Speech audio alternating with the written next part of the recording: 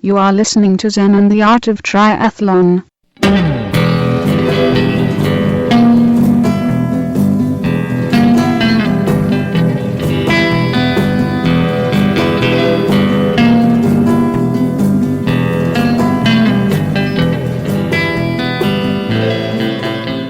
Well, hey there, all you tri freaks and geeks, and welcome to another great episode of Zen and the Art of Triathlon, the podcast where we teach you to learn all about yourself through endurance.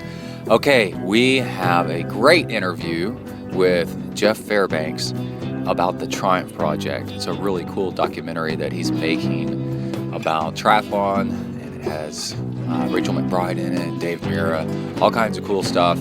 It's a really great interview, and we talk almost an hour about the ins and outs of training long distance. And he comes from a pro surfer and mixed martial arts fighting background, all kinds of really cool stuff. It's a really good interview. And then we have some training log. I don't know if in this training log we really get into how I just broke my arm recently running.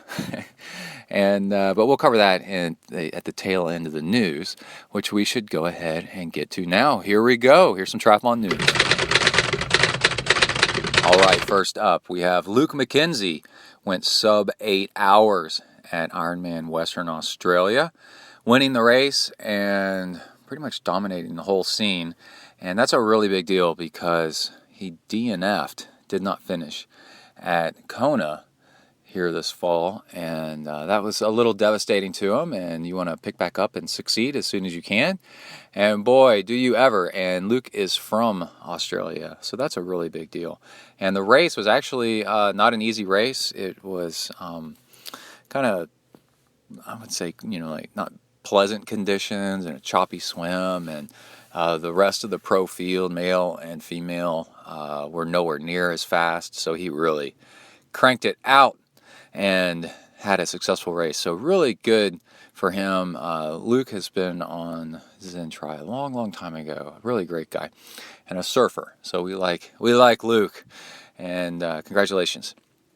And then Danielle Reef, who did win the women's field at Kona, she turned around and won the Bahrain 70.3, and that was the final race in the Triple Crown that was going on there in the Middle East, with $1 million for both the pro and female the pro male and female pro that completed all three races in first place, and Danielle Reef managed to pull it off.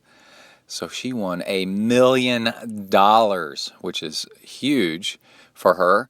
It was done to help promote the race, and we'll see over time, whether that really pans out. They had some trouble with some of the race execution, so it didn't go quite as well as everybody hoped it would. But still, it happened, and it might be the biggest payday ever in endurance sports and triathlon for sure. And it's a big deal, so congratulations to Danielle Reef. On the not good side, we had a Danish age grouper, a male, I think he was in the 35 to 39 age group, get busted for EPO, drug test, and he was a Kona qualifier. So somebody that's taken away your spots to go to Hawaii was doping, and oddly enough, he was part of a three-brother team that they were all qualifying for Kona and kicking ass, and so one of them popped positive for drugs. And we'll see what happens with the other guys, but interesting. Water break. So the competition between brothers gets pretty stiff, and if one starts qualifying, then you try to qualify, and the other brothers are younger, so maybe he's just trying to keep up. But anyway, it just goes to show that it's out there, and it's not a good thing. And also that they're testing now, the age groupers, and watch out, do not do drugs. It's bad. Drugs are bad, okay? And let's see, we have Chrissy Wellington had her first baby. Emma, I think it's Emma, was her name? But anyway, beautiful little baby, and she posted pictures of it on Instagram. It's very, very cute. You can totally tell. It looks like Chrissy. And Chrissy's been gone from the sport just long enough where some of you might not know who she is. 6-time Ironman champion. I think she was 6-time Ironman world champion. Just showed up on the scene and destroyed all the races, and then retired. And a great person, great spokesperson. Really hold herself together. I met her one time, and I was just blown away with the 2 sentences of exchange I had with her. Really an amazing person. So someday we'll get her on an episode when she slows down for 5 seconds. All right. On Slow Twitch, there is a outrageous interview with Andrew Starkowitz. And Starkey is the personality. Well, he's the pro triathlete who the real Starkey personality bases himself off of. He's so dry and blunt and honest that it comes across as rude and mean. But really, I mean, most of the time he's just telling the truth. But just sometimes the truth isn't appropriate. Or doesn't make people feel good, so it comes across as just like this insane, outrageous personality that's just honest, man. And you got to go check it out. It's just a crazy interview. They're asking him about Crowe and Orbea bikes and specialized. I mean, just like all this stuff, this technical stuff. And Starkey comes from a engineering background. He used to work for Caterpillar, and just fascinating responses that you should go read. It's on the front page of slowtwitch.com. I'll link to it. Go check it out. Taupo 70.3. That is probably Lake Taupo, I believe.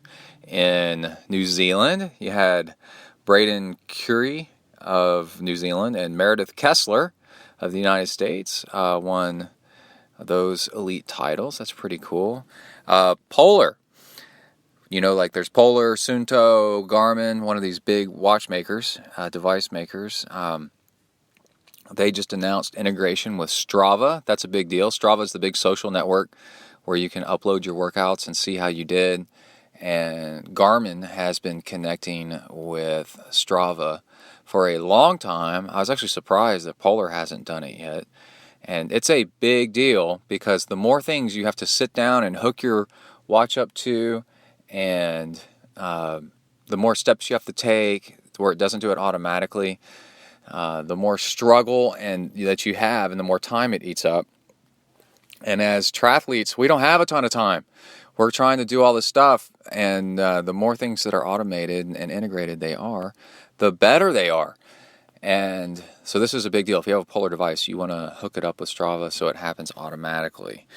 And to me, Strava has the best power curve analysis to see what your FTP is than any other platform out there. Better than Training Peaks even. And you only get that with Strava Pro, which I have. And if you have Strava Pro, then you get 2 free months of Zwift, which is just the awesome video game that you bike on, that I've been biking on a ton lately, and it's definitely improved my FTP. FTP is functional threshold power. It's how fast you go. And you can use that number to predict race times and improve. You improve that number, you'll improve your races. And let's see, Lance Armstrong did an interview on the Joe Rogan podcast, and I listened to the first few minutes and hated it, and then forced myself to listen to the rest just in case it got better. And I didn't hate anything that was said. I don't hate Lance. I love Joe Rogan. It's just that nothing was said that was of any use to anybody, and I don't even know what the point of the interview was. The only thing I can think of is Lance is trying to soften up personal, public perception of himself so that he can compete more in other stuff. Like he's gotten big into trail running lately, and he won a trail run race. It was kind of short, but he still won a trail run race, and maybe he wants to get into trail running and compete that way. And there's a lot of trail runners that do not want him there. And I got into an argument on Slow Twitch, not a long one. I just said what I had to say and left. Where somebody, some guy that's a famous dude or something, said, oh, but it's great, he'll get more eyes, he'll make the sport grow. And I said, well, growth for growth's sake is the mantra of the cancer cell. You don't grow just to grow, And then he said, well, and capitalism. of course, in America, all you have to do is attach the word capitalism to something, and then all of a sudden it's okay and great.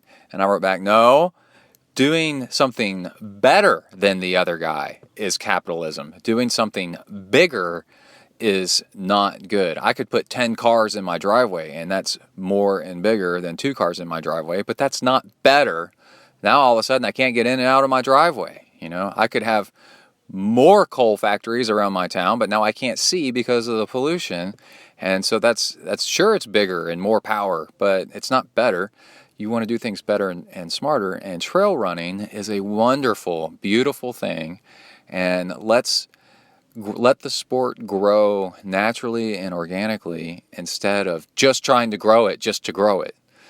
There's a lot of trails that are overpopulated with people. There's races that you can't get into. There's races that suck because they're too crowded and people can't pass each other on the trails. There's places that parking lots get full and trashed out. Trails get trashed out because there's too many people that don't care. They're just out there because they heard of somebody famous is doing trail runs and now they're wrecking the place.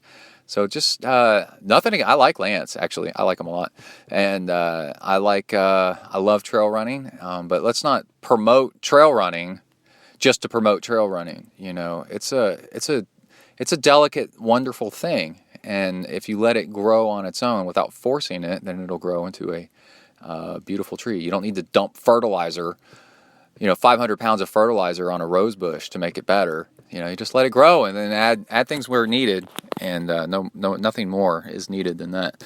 Okay, then and yeah, I'm totally, if Lance wants to trail race, that's fine.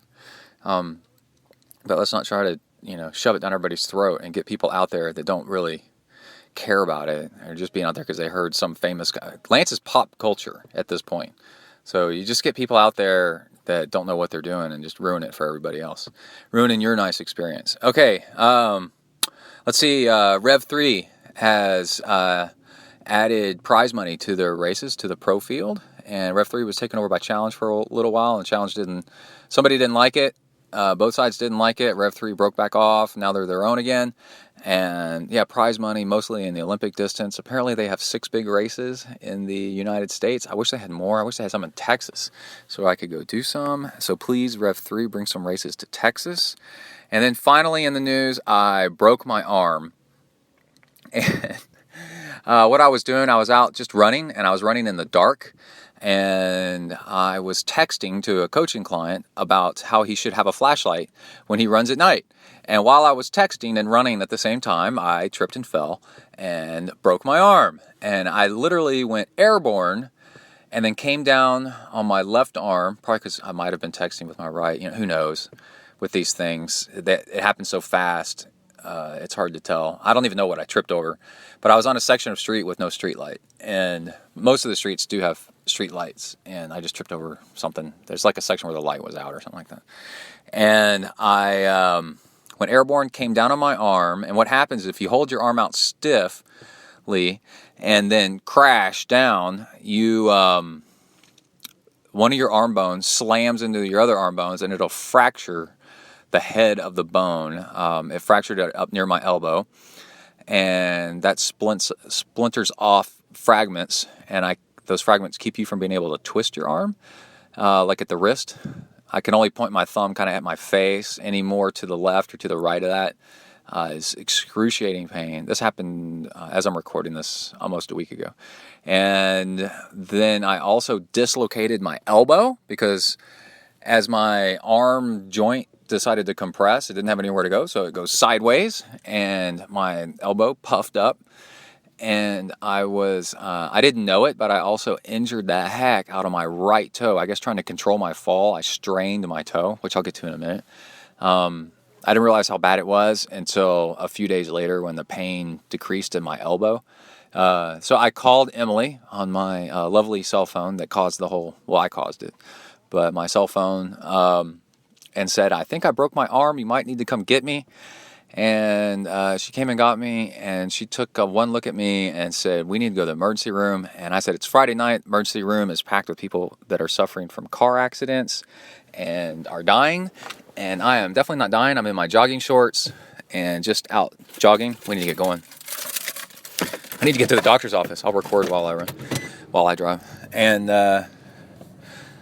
I'm definitely not dying, so I don't want to take up resources from people that actually are dying. So how about we go tomorrow morning? And she said, no. We called the emergency room, one of these, we have these little critical care centers. They have an x-ray machine, and the staff said there was no wait, so they could get me right in. And I said, okay, well, now I'll go, right? And so we go in there, x-ray me, broken radial bone or something like that. It's one of the two bones in the lower arm, in my left arm. And your upper arm is one bone, your lower arm is two bones. And then, what else happened? Probably some torn stuff. No black and blue in my elbow, though. So probably not too much torn stuff in my elbow from the dislocation. Torn tendons. They put me in a sling. I came in and Kai had an old sling that we put me in, so it's a child's small sling. And so I'm wearing that thing. They put me in a bigger sling. They made it like a temporary cast kind of thing and wrapped me up. And then starting 2 days later, I couldn't even wear the sling because it was making me itch from the swelling from the injury was compressing my arm and making my fingers go numb, and the pain was really unreal. They gave me some hydrocodone with Tylenol, and it was tempting to take them all at once, but I've spaced them out. And then so I had to take off the cast thing, which left me in the sling only. I'm allergic to the sling material, so I broke out a rash. And then starting on Monday, I didn't even really need the sling anymore. It felt better to be out of the sling, where I could kind of move my arm just a little bit and get circulation going to make things heal faster. And then on either Monday or Tuesday, my arm felt so fine. It was definitely majorly injured, but it didn't hurt anymore if I just kind of bent it and held it at my side, even without a sling. That I went for a jog. And then when I went for a jog, which felt fine, by the way, and I'd already ridden once on my bike, my stationary bike. When I went for the jog, about 3 miles into the jog, I was like, man, my toe hurts. And then to big toe, right foot. And then I was like, just a few hundred feet later, all of a sudden I felt this like ripping, tearing, horrible pain in my right big toe. I was like, what the hell is that? So I jogged it home. Took off my shoes and socks, and my right big toe was now black and blue and swollen like you wouldn't believe. I mean, it was pretty tremendous. And I was like, what the hell is all this? So I Google that, and I've got what they call turf toe, where you injure that joint by straining it, by trying to, when you fall, you put a ton of pressure on your toe trying to keep yourself from falling. You're leveraging your toe to keep your whole body, 180 pounds, from falling over. Well, that's too much, right? Too much stress on a little joint to do it, so it rips up your tendons and sprains your toe and all kinds of stuff. And so that happened yesterday or the day before. I can't remember which day it happened. But that really hurt. And I want to mention that when I injured my elbow, when I fell on my arm and injured my elbow, I almost threw up from the pain. And that's how I knew something was wrong. I grabbed my arm. I'm laying there in the dark, holding my arm, feeling it, making sure it's kind of straight, see if I feel any bone shards sticking out of my skin. I can't see, and the pain was unbelievable. And then I was like, as I tried to move, I finally could stand up. And then as I tried to move my arm, you get that feeling like something's wrong in the foundation of your arm, like structurally wrong. And then I was like, oh crap, I wonder if I broke it.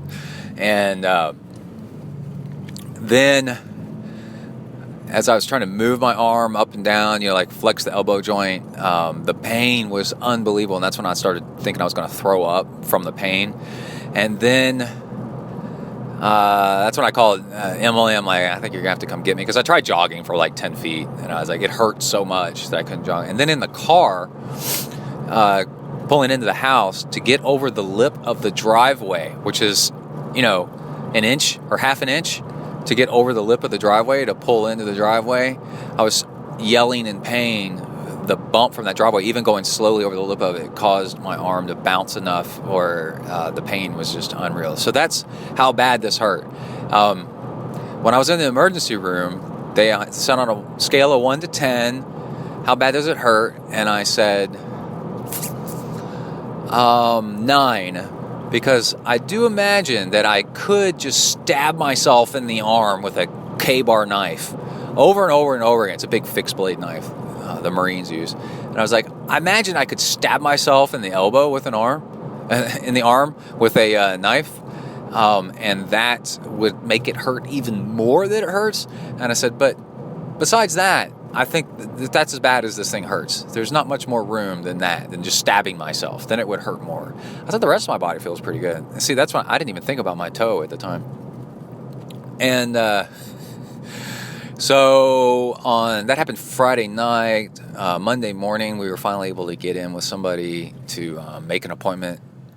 Just get in to make an appointment. Get in a phone call to make an appointment to go see an orthopedist and see if we need an orthopedic surgeon, to see if I need to reattach tendons and all that. I'm hopeful for not, but I haven't had an MRI yet to see how everything's all attached and everything. But the upside is my plantar fasciitis in my left foot.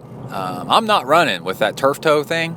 That is really painful. So I'm not going to run for 2 weeks and see if my plantar fasciitis heals up a little bit. I'm still able to get in bike rides. It's the Christmas season, so there's nothing really to train for. And I can ride on the trainer. And I was able to run just fine until that turf toe thing acted up. So I can do 2 sports out of 3. I imagine I might go swim and just swim one-armed and get that all done. So that is your injury of the week report. And that's where I'm at with all that. And I have just pulled in to the orthopedist parking lot. And I got to go in for my first ever appointment to see how bad things are. And maybe next episode we'll pick up with more, or maybe later in this episode we will. But let's leave this where that is, and we'll pick up with the interview. And also, I want to say something about Amrita bars. Here we go. All right, let's rock and roll with some Amrita bars. Okay, they want me to let you know about how Amrita bars are great fuel for long base rides. That is definitely true. I love taking them on long base rides. Easy to eat. They have fats in them so that you can carry even less, because fat is higher in calories, so you can carry less crap with you to fuel, so that you have a really good long ride without carrying all that stuff, man. Love it. And then also, I use them on long running events too. Just something to snack on kind of here and there. And for early morning rides, digest easy, but you won't get blood sugar crashes like if you ate something with really fast sugar, because Amrita bars are kind of a slower sugar, a slower fuel because of the fat and protein, and dates have a little bit of fiber in them and stuff. It's really good. And this is interesting. These winter months where you get cold out there, they don't freeze. It's a huge benefit against grain-based bars like Cliff, Pro Bar. Practically 90% of all the other bars are grain-based. And when they get frozen, when it goes below freezing temps, they get too hard to eat well. You have to chew on a block of ice is what it seems like. And the Amrita bars don't. It's pretty cool. They reduce inflammation. They're protecting you against allergens that cause inflammation. Training already causes inflammation, so why not use your food to reduce inflammation? I love 2-for-1s, man. That's pretty smart. And the club, Amrita Club, is 20% off the regular price, plus free shipping, plus, and these are literally plus signs, plus they choose the bars, you choose the bars that you want to get, and, in capital letters, and now they get a free triathlon or cycling top for free with your order. Hey, that's pretty cool, man. A free cycling or triathlon top with your order if you join the Amrita Club. That's pretty cool. And You will just have to email in your size and gender with the order. And I just got some Amrita stuff. I got 2 water bottles. They're white with the Amrita logo on them. Man, they look cool. I love them. And here is the link to the Amrita Club. And I'll post this on my website too. But it's Amrita, and it's Amrita, Amrita, healthfoods.com. And then slash product slash Amrita Club, and Amrita has a dash. Amrita Club has a dash in it. So again, AmritaHealthFoods.com /product /Amrita Club with a dash in the Amrita Club. And after that, you need to know that the discount code is Zen 2016, Zen's in lowercase.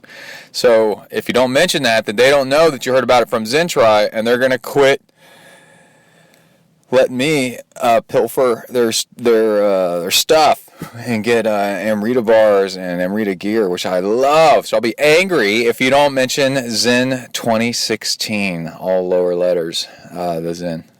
There is no capital letters and numbers. People, come on. But Zen is in lowercase. All right. Before we get into the interview here with Jeff Fairbanks, I also got out of the orthopedist. I have trouble because I keep thinking orthodontist. I have trouble. I got out of the orthopedist interview appointment. It is kind of like an interview. He's like, "What's up?" And I no cast. I got 2 bone breaks, but they're small, but they are significant. And it's blood that's all in my elbow joint that's keeping me from being able to bend it either direction too far. I can't curl it too tight, and I can't straighten it out too much.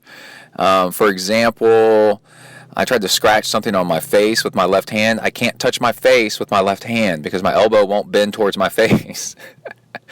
I can touch my thumb to my nose, and that's about as far as I can go. I'm doing it right now. I touch my thumb to my nose. But any farther, I can't really do anything. I can't touch my fingers. I can't twist my hand to touch my fingers to my nose. Try it. See how you have to twist your arm for your fingers versus your thumb? And then I can't straighten my arm out all the way. And I've still got about 30 degrees, 20 degrees, something like that, before I straighten it out all the way. And the doctor said that, the joint's swollen, so it doesn't want to do full range of motion. But the I gotta do therapy with it, and eventually get to the point where I'm holding on the weights with my hand that stretch my arm out. Because typical injury like this is 10% reduction in range of motion. That's a lot. You're trying to straighten out your arm while swimming, and you're swimming with your arm bent. It's like you're swimming elbow first. It's not that great. And I like swimming. I don't really care about my left arm so much. I like my right arm a lot, but my left arm, I've gotten along pretty well. It's funny trying to open a heavy door with my left arm. I have to get down, I have to bend at the waist and get down and pull and twist my whole upper body to open a heavy door. It's pretty funny. But the other thing is my right toe, big toe, and maybe the toe next to it, and the tendons in there they're broken and torn. And he said there's not really much you can do with it. We put you in some kind of funky boot and tie the toes together if you think that'll help. But does it hurt? And I was like, it hurts. If I tried to run, it'll hurt. But if I just walk, no, it doesn't really hurt. And he goes, well, then we'll just leave it. But I have a follow-up visit in 2 weeks. Okay, let's go ahead and get started with the Triumph Project, man. This is my favorite part of the show. I'm stoked. In the interview, we talk about me possibly going to Florida to train. I don't know now. I'm just a mess of body parts all thrown in a dumpster at the moment. But I have faith that I will reassemble Johnny Number 5 and get my butt together in gear here pretty soon. But we'll see. All right, here is Jeff. Let's go. Welcome to the next level.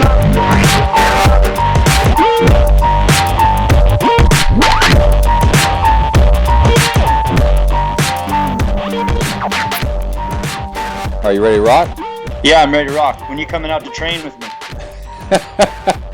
Dude, you want to train? Where do you live? Let's do this. We're staying in Florida right now. Oh my. Come on. No, I'm saying You got to watch out, man. If I show up to train, it's on. Like Let's 4 go. hours a day for like 2 weeks. All right, I'm gonna do my best to hang in there. The last I'll training try to camp, keep up. the last training camp I went to, I scared the people because I'm like, Really? yeah, because I was finally able to train, you know, because I took off work. I trained like I wanted to, and it was mostly a cycling camp. And I'm like, we biked to the top of this mountain for like hours, right? The tallest peak in Spain. And then I go, okay, we're gonna run now.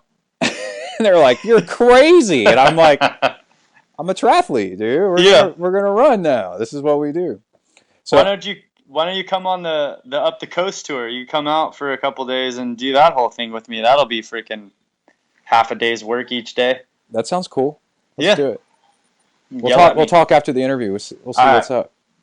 Okay, I'm here with Jeff Fairbanks of the Triumph Project. How do you like being introduced like that? You're of the Triumph Project. I know. It's official. We just we're talking before we started recording about creativity and when we were younger, like crazy creative stuff we did. And what I'm looking at here is a movie that's being made. Would you call it a film? Yeah, I call it a film. A film. I like that better. Is that the more artsy term? I think so. I call it a project. Call it a project. About the triathlon. And there's some pretty cool names in this. Dave Mira, for sure.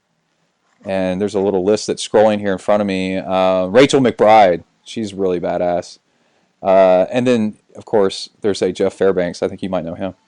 And then Jack Tolan. And so this is a film project about triathlon that you're trying to get done. So tell us a little bit about it. Yeah. So yeah, exactly. The kind of premise of the whole thing is to showcase to people why we do this. You know, I felt like when I looked at it, thought it was crazy, and then now that I'm in it, people still think it's crazy, and I get asked all the time, like, you know, what, like, why are you doing this? You know, and I feel like everybody has a different reason, you know, and different answer to that or whatever. But I feel like the best way for me to possibly hook people that might have been like me, right? Like either thinking it's out of reach or in some ways I didn't think it was that cool, if you will, to show them otherwise, you know, show them why we're doing this and see the different reasons why this has changed people's lives and changed pathways that you may never have thought of. Because I mean, if you asked me a couple years ago if I'd ever be doing this, I mean, I would have laughed. I mean, just straight at you, been like, yeah, me wearing spandex and, you know, run around. No, not last thing in my mind. But I really kind of want to, above anything else, like I've been wanting to inspire people and motivate and show people to kind of really kind of doubt your self-doubt. Because I felt like that's kind of what I did. You know, I looked at this thing and thought, like, one, I didn't know anything about it. And like I said before, I was like, I don't know if it's that cool, you know, me and spandex. And then I was like, then I can't even do it. You know, I was running my list of reasons why I can't do something. Yeah. And I just want to show people that, like, if I can do this thing, you know, I guarantee there's so many people that are either in transition between things, trying to find something new, or maybe thinking they can't even do something. And I think this is something that you can either watch this and feel like, hey, maybe I'm going to go do X, Y, or Z, or come out and toe the line with me, you know, come kick my butt. Yeah. You know? Yeah. So that's kind of the gist of it, but I'm sure we're going to get into more specifics, but overarching theme. I had some moments of clarity recently because, you know, I've been doing this for 10 something years and I'm like, why do I keep doing the podcast? Right. And it hit me that the reason why is I see a world where more people are doing this and that it's not the mystery or the impossible thing that people think it is. And the way to get more people doing it is to keep talking about, like, trying to explain, like, how to do it. Because once you say it's not actually, it's just training and racing and once you get some tips and advice, it's actually a ton of fun. And like making a film about it like you're doing can get that out there. Like, we can get more people doing this and build the community. Oh, yeah. It's funny because I relate some of the stuff, like, especially feeling to me like when I had coming from moto. I felt like when I went and would show up for like a moto race, whatever, and you get on all your gear, right? I kind of felt like a superhero. I felt like one. Yeah. I'm going to tell you, I didn't ride like one, right? But Yeah. like, I felt, hey, I looked the part type of thing. I felt like when I get my stuff and cross that line that day, 2 years ago, whatever, the first one I ever did. I mean, that was literally a week after swinging a leg off my dirt bike. I crossed that line and felt like such a bigger superhero, and that may sound, I don't know if that sounds lame, but to me, it was like, it was that battle I won within myself. And I felt like that was the coolest thing about it. It was like, here are all these people, like I'm lining up at all these things and coming from different sports past, if you were in an air quote competition, people, I felt like, the first couple people that crossed the line, that's the people, they got some cheers, they got some, yeah, you did a great job, right? But here I feel like sometimes it's the last people that get the loudest claps, and people are yelling and motivating and everyone's so supportive. I mean, that really to me was something I was like, yeah, hey, each one of us is out here doing our own thing. We're doing our own race within a race. And I thought that to me was just, it just trips me out, that was there and that I was kind of so, maybe just blind to it. And I felt like there's got to be I know there's just other people out me, especially in the sports I came from, MMA, moto, surfing and stuff like that. These people, I guarantee you can do the exact, probably better than how I can do it. So, but if I got to get it to them, right? Let's talk about surfing for a second. You and I were talking earlier about you're from an era of watching Fuel TV, which I love. Yeah. And also, you mentioned something about surfing earlier. Are you the same Jeff Fairbanks that was in a surfing contest with Rob Machado and Sonny Garcia? Yeah. So wait a minute. I want to me. say Rob Machado is like the coolest surfer ever. Dude, How did you even? What did? I am a surfer. Stalking? I just don't surf that much since I got into triathlon, but I lived and breathed surfing for years. And let's see, Rob Machado came in first. Yeah. You came in third. Yeah. And Sonny Garcia came in fifth. So I know there's lots of surfing contests, and who knows, like the scoring, who knows what happens that day, right? You get lucky and stuff. So you can't really claim that, like you're consistently better than like Sonny Garcia or something. But no. But you freaking beat Sonny Garcia. Well, so what's funny about that is, yeah, I got lucky, right? There was something. So I've met Sonny a bunch of times. It's funny. Yeah. I've had a couple conversations with him. There's a part of me that I'm going to make sure that him and I line up at some point in the project because it's full circle for him and I in a sense because I met him probably around 11, 12. Life's a Beach and the No Fear guys, all if you remember that kind of time period, right? Yeah. Like Bubblegum and all that. They lived right across the street from Life's me. a Beach. Wait, how old are you? Yeah, do you remember Life's a Beach? How old are you? I'm 37. Okay, cool. I'm an old man. I know. Just like me. I'm just a tiny bit older than you. Yeah, see? Yeah. We're brothers. Yeah. So they bring over Sonny Garcia, and they're like, hey, Jeff, come over and meet Sonny Garcia. And I'm like, what? He comes and signs my board. He signed, on my board. And I remember this thing he said to me. He's like, don't do drugs. That was what he said to me. Yeah, just straight up. Nice to meet you. Don't do drugs. Yeah, pretty straight up. And I'm like, okay, yeah, no problem. Waxed. I put wax over his signature and, I held on to that for years. So then at that point, I wasn't really surfing. I had a surfboard, if you will, then got into it, right? And then we wind up at this contest down in Encinitas. And we got out of the semifinal heat. Mm-hmm. And he walks up to me as we're exiting the water, and he goes, I'm just going to tell you something, man. How does it feel to beat the world champ? He was the world champion at the time. Yeah. I think that was back in 2001 or something like that. And that, to me, is what I remember from that contest. Just the fact that he was someone that I kind of idolized as a kid, right? Yeah. And then I got to surf with him, and yes, I got lucky. And the waves were kind of crappy, so that kind of helped me. But the fact that he kind of just was like, "Hey, man, like, you like nice work out there," I was like, "That's a trip." And then I found out a few years or about a year into this, someone was like, "Hey, did you know Sonny? He's doing Ironman. Xterra. Yeah, he did the cone." And I'm like, "Oh, come on!" Yeah. So I routed back to him, and he's like, "Hey, man, I'd love to. Let's figure out a way we can hook up." And so I'm like. That's what happened to me. Is I moved back to Central Texas after living in San Diego, and I was surfing down at Galveston, And the waves there can be pretty good if you go when they're good. But it's like a 2-hour drive, 2.5-hour drive to the beach. And I grew up as a swimmer, so I'm like, well, I'm going to start swimming again so that I can be in shape so that when I go surfing, it won't be hard, right? Because I was surfing like every other weekend or something like that. And that's about the most I could do. And if you don't surf very frequently, it just tears your arms up. And so I was swimming, and then I got pulled into doing triathlon. People are like, you should do triathlon. And so then I couldn't go surf as much because I'm out doing long bike rides, which are just way more convenient and, whatever. But every once in a while I'll go surf, and I just love it, man. The surfing taught me so much about not fighting things and going with the flow, because you cannot beat the currents in the ocean, right? Right. So the Galveston seawall jetties have this vicious rip current that goes out right along the jetties, and they're awesome. So you hop on it and you let it suck you out, and then you just paddle sideways a little bit, and then you're back where the waves are again, and then you catch them and then ride them in.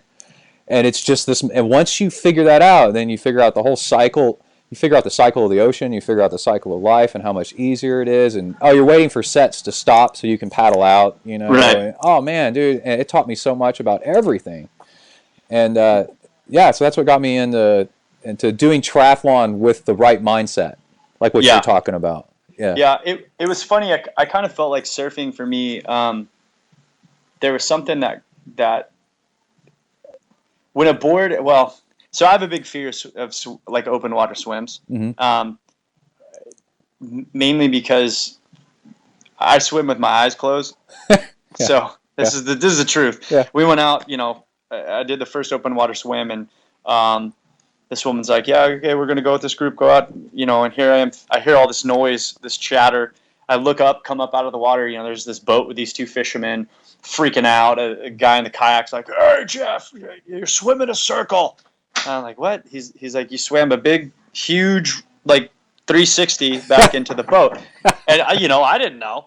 And so I'm just so fearful of seeing, in my head, this will sound goofy. I'm afraid of like seeing bodies and stuff. I have this vision of like dark water, and all of a sudden there's some hand floating past me. Yeah. And silly as that is, I spook myself out. So a way to kind of combat that for me is I keep my eyes shut and I only open them to sight or when I'm breathing. Right? I look up at the skyline, whatever.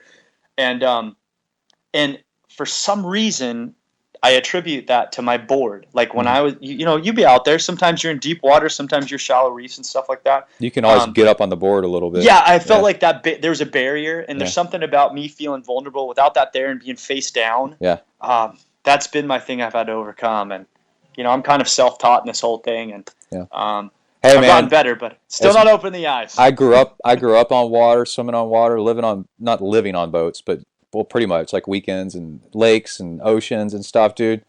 I hate water that I can't see in, and then touching something in the water. Yeah, that freaks me out, man. If there's like a seaweed or a branch or a fish or something, I lose it. I'm getting dude. nervous right now just hearing you talk about it. Oh man. And what happens is when you can't see, your brain replaces the emptiness with imaginary stuff. It's like a sensory deprivation tank, right? And you hallucinate, and you're like, did I just see something? A body. Yeah, and it replaces it with whatever you're thinking of. And if you're afraid, then you're thinking of scary stuff. So you really think that you saw a hand, or a shark. One time I was surfing in San Diego, and I went under with goggles on and kind of looked around because it was a summer day, it was real flat. And I looked around, and out of the corner of my eye, I swore I saw like a huge shark, right? And then I just screamed underwater, which sounds funny. And then I got back up on the board. I was on a big longboard and sat on it. And then I'm looking around, and I finally realized there was no shark. I imagined that. And but it was so real looking, right? And so I was like, holy crap, I could never do that again. I can't go underwater and look, because the visibility in San Diego is not that far. It's like 10 feet or something. It's got to be pretty flat. So it's like a blackness, and so my mind put a shark there, and it just scared the shit out of me. Mm-hmm. And dude, you do, Texas lakes are real murky. Visibility of like 6 feet, 6 inches. Like you can't see anything. And I was doing this swim where I was going around a marsh, You know, God knows what's in that marsh. You know what's in there? Snakes and stuff like that. It's got to be. You don't And want bodies. Yeah, that's what I'm thinking. Body. You don't want to touch anything. I just like, it's so funny how I just like, as you get close to the shoreline, I slowly start to dip a hand down and try to feel something as carefully as I can so that I can freak out. Like, oh my God. I get made fun of the most for my Well, I think it's a closing my normal eyes and fear. stuff, I but agree with you, dude. It's really freaky. I hope so. Yeah. I hope I'm not alone. Well, let's talk about the movie. So, the film. So, how long do you think it's going to be in minutes? So I'm aiming around the 40-minute mark. Oh, that's cool. Okay. To get everything done, and I'm still aiming for. Originally, we were aiming to have stuff done at the end of this year. Yeah. That was kind of the original plan.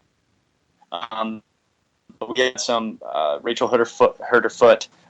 We had some other people didn't kind of make some of their goals, and so it's been kind of nice because everything ramped up for me so fast. I should clarify something to anyone listening to this and all that. I feel like the biggest misconception I've heard from people is that I have this big crew behind me, and my crew is actually you're talking to them, type of thing, and so to respond to people and do all these things, things kind of took off really quickly, and there's all these plans. I remember kind of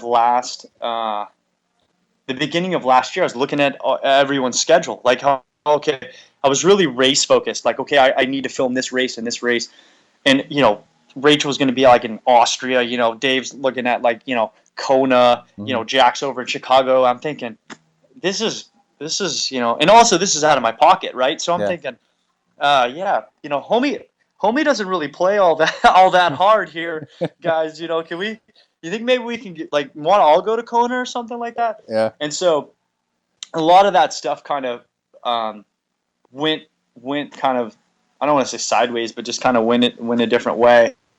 And so it's really allowed me to kind of like re-navigate, if you will. And so I actually think it's been a really big benefit for me because I've been able to focus a lot more on some stuff, like doing a little bit of things like talking with you, which I appreciate so much, and talking to some other people and getting back to people. And it's actually had me kind of change my plan. Like originally this movie, the theme of it's not changed. The theme's always been why we do this, and to engage people with relatability. I want to humanize the sport. And I want to humanize the people in it. Like, for instance, Dave is a superstar. McBride's, such a badass, someone that when I originally started, I was like, hey, Rachel, if you don't want to do this, like, I don't know if I have anyone else for your spot. Like, it's kind of your spot. And I've just been so humbled by the fact that they're willing to do this with me and take this on, because there's a lot of hurdles, just like in a tri race, right? And just like in life in general, right? But I felt like it's been this blessing in disguise because we had this plan of like saying, okay, I'm going to showcase through these different levels to these people, and this is what you guys are going to see. I'm still showcasing these different levels and their pathways, but I was having that trickle down to people, and I'm reversing that. I felt like I've had this time back, and I've been thinking about a lot of things, and I'm like, you know what? I felt like I was this odd man out, like in this equation. Who am I? Why am I here? What am I doing? I always thought my original place was like, okay, I'm the average Joe. I'm the guy that's got the family. I got the wife, the kiddos.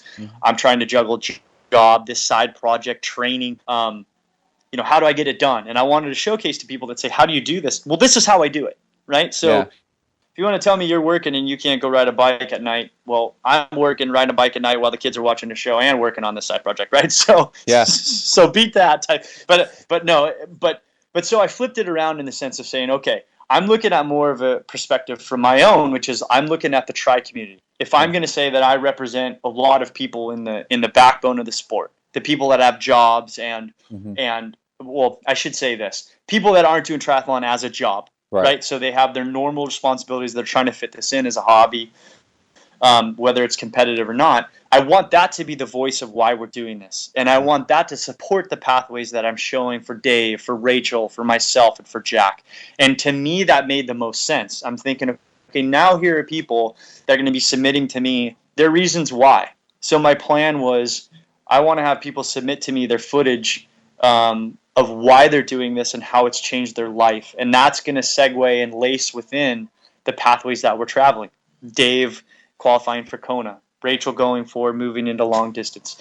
Jack's our freak of nature kid that's now in college, but he's the youth component that's just the face of the sport, right? I feel like the sport is seeing a lot of different people coming from alternative places. One of those being, I feel like, the youth component. Right. And I love that there's just, I just love showcasing that stuff to people that may not notice that and not have an understanding of why there is such a wide breadth. Like, oh, you have to be young to do this work. No, not really. I think the guy that smoked me was nearly 60 years old, and it wasn't. He didn't just lightly pass me. Yeah.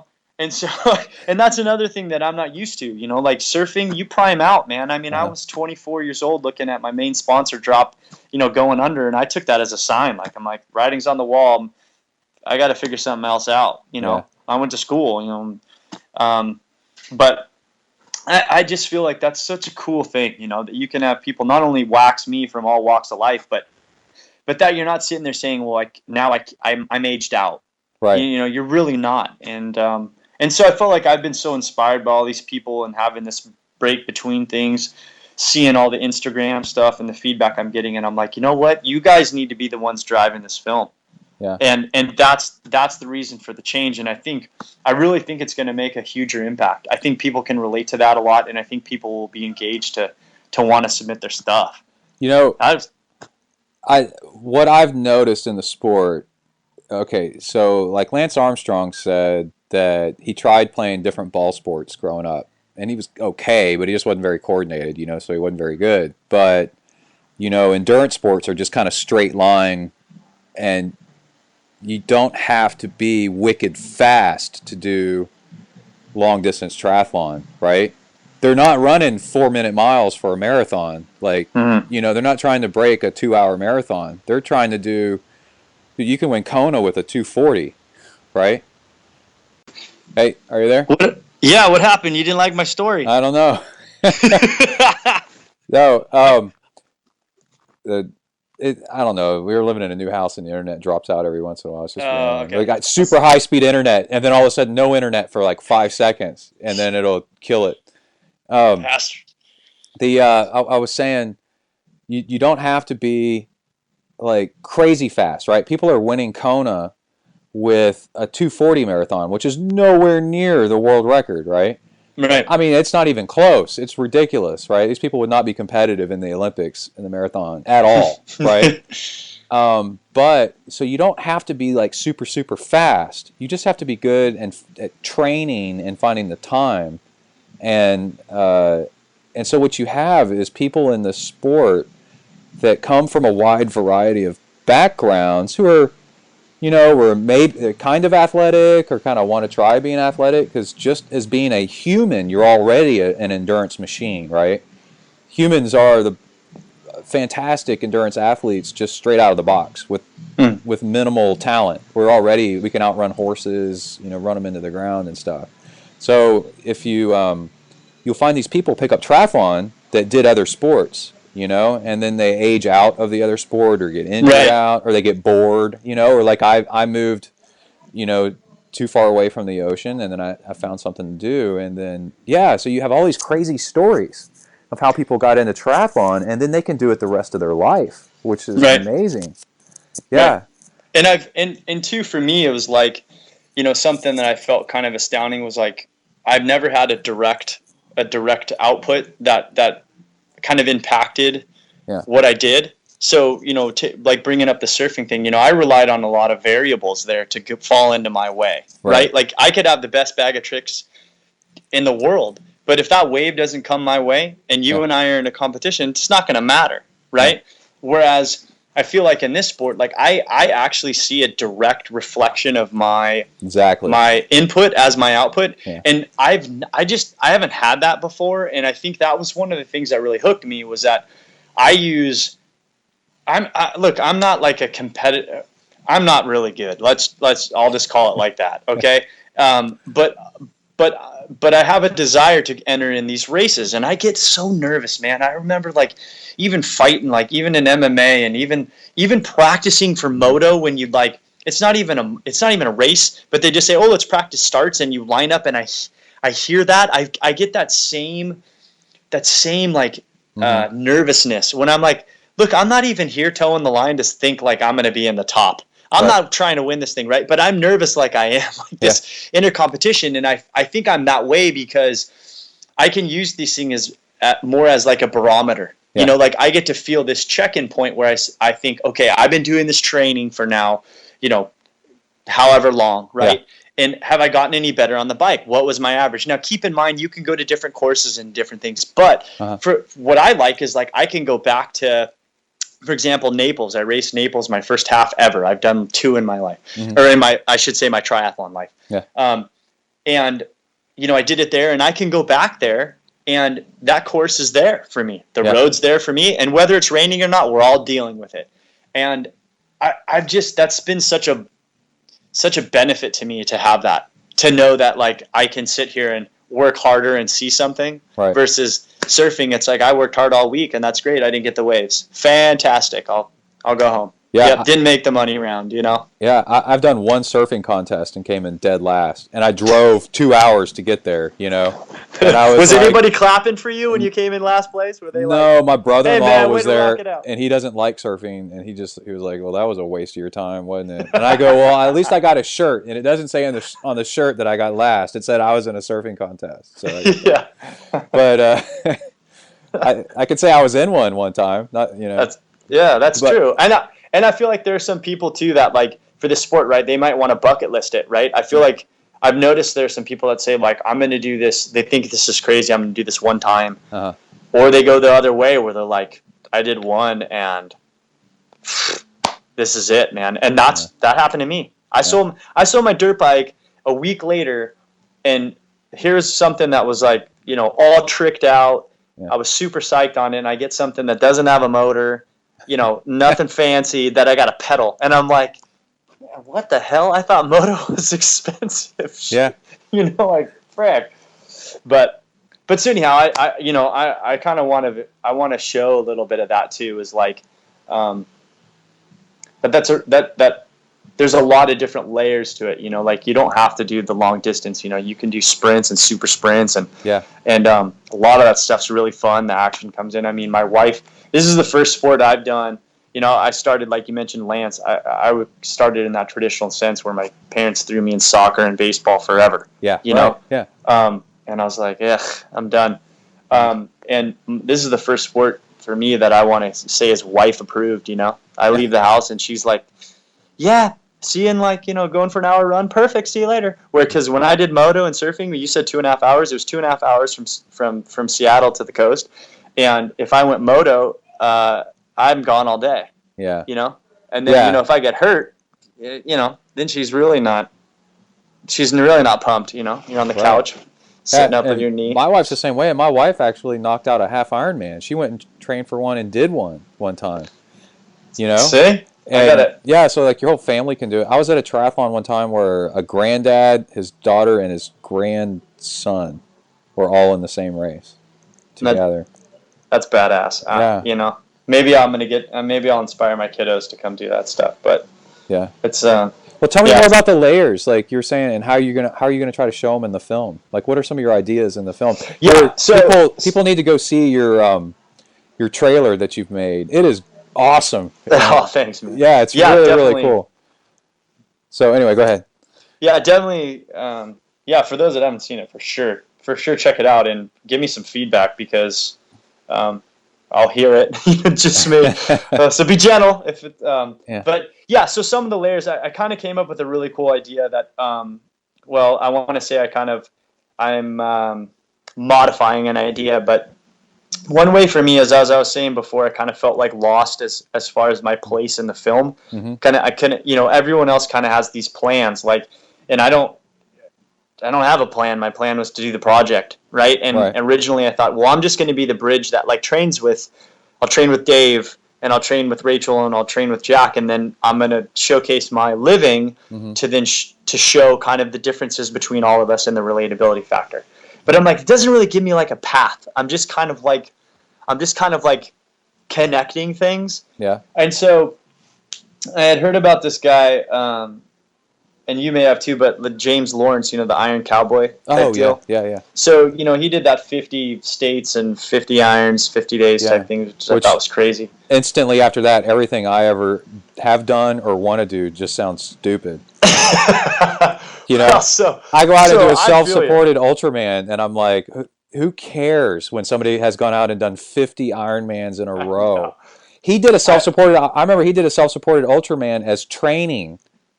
For his thing when he was getting ready for that. I mean, homie is a beast. That's right? Nuts. Yeah, and crazy.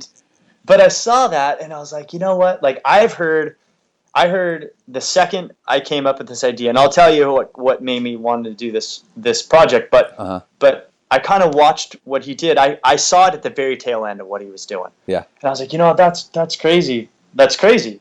And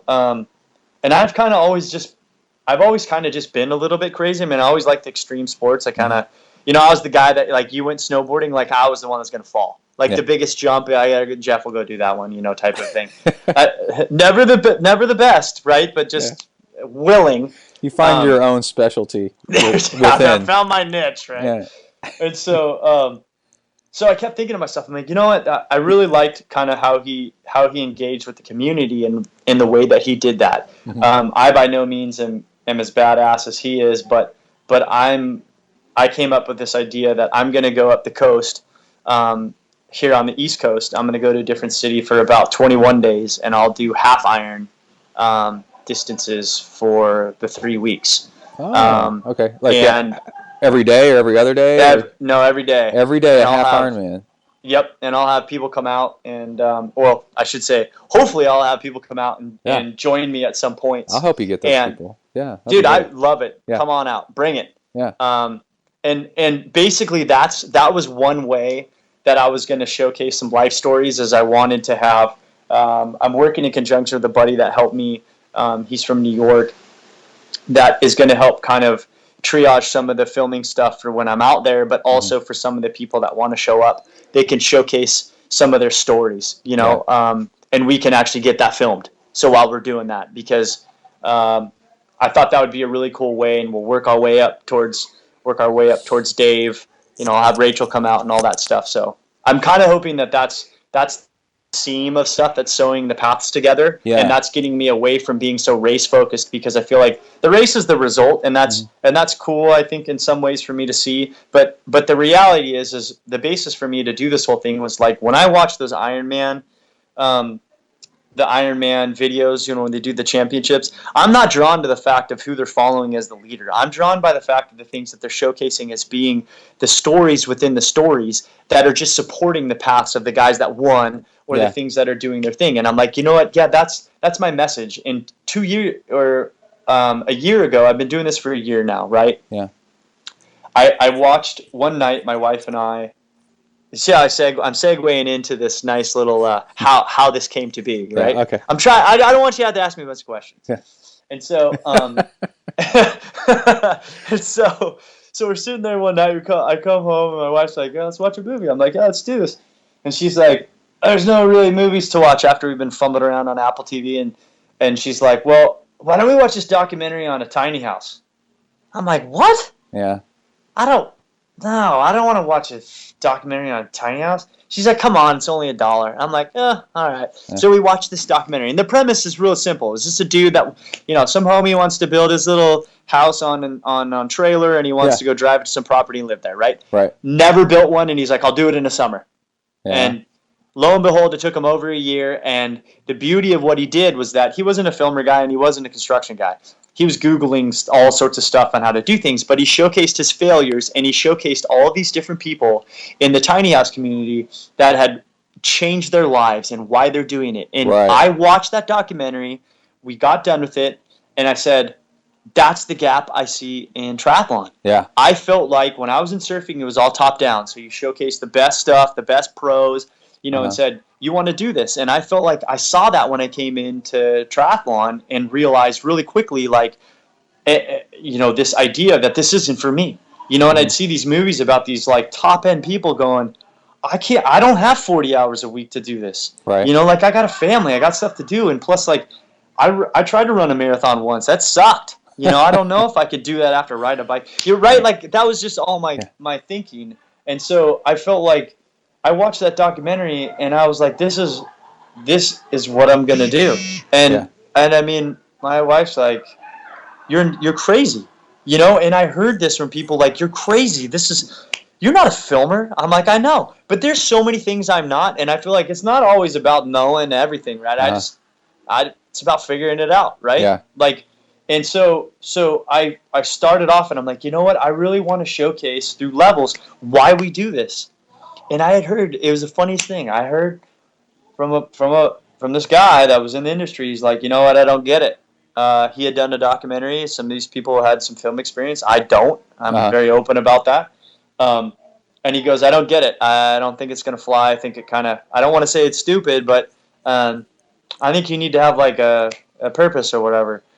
And I'm like, frick, man. And so months go by, I'm thinking, man, should I just, am I crazy? Like these people aren't going to get it, whatever.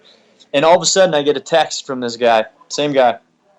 He goes, hey man, Iron Man just changed, they're just pushing out this message that they're doing called Why We Try.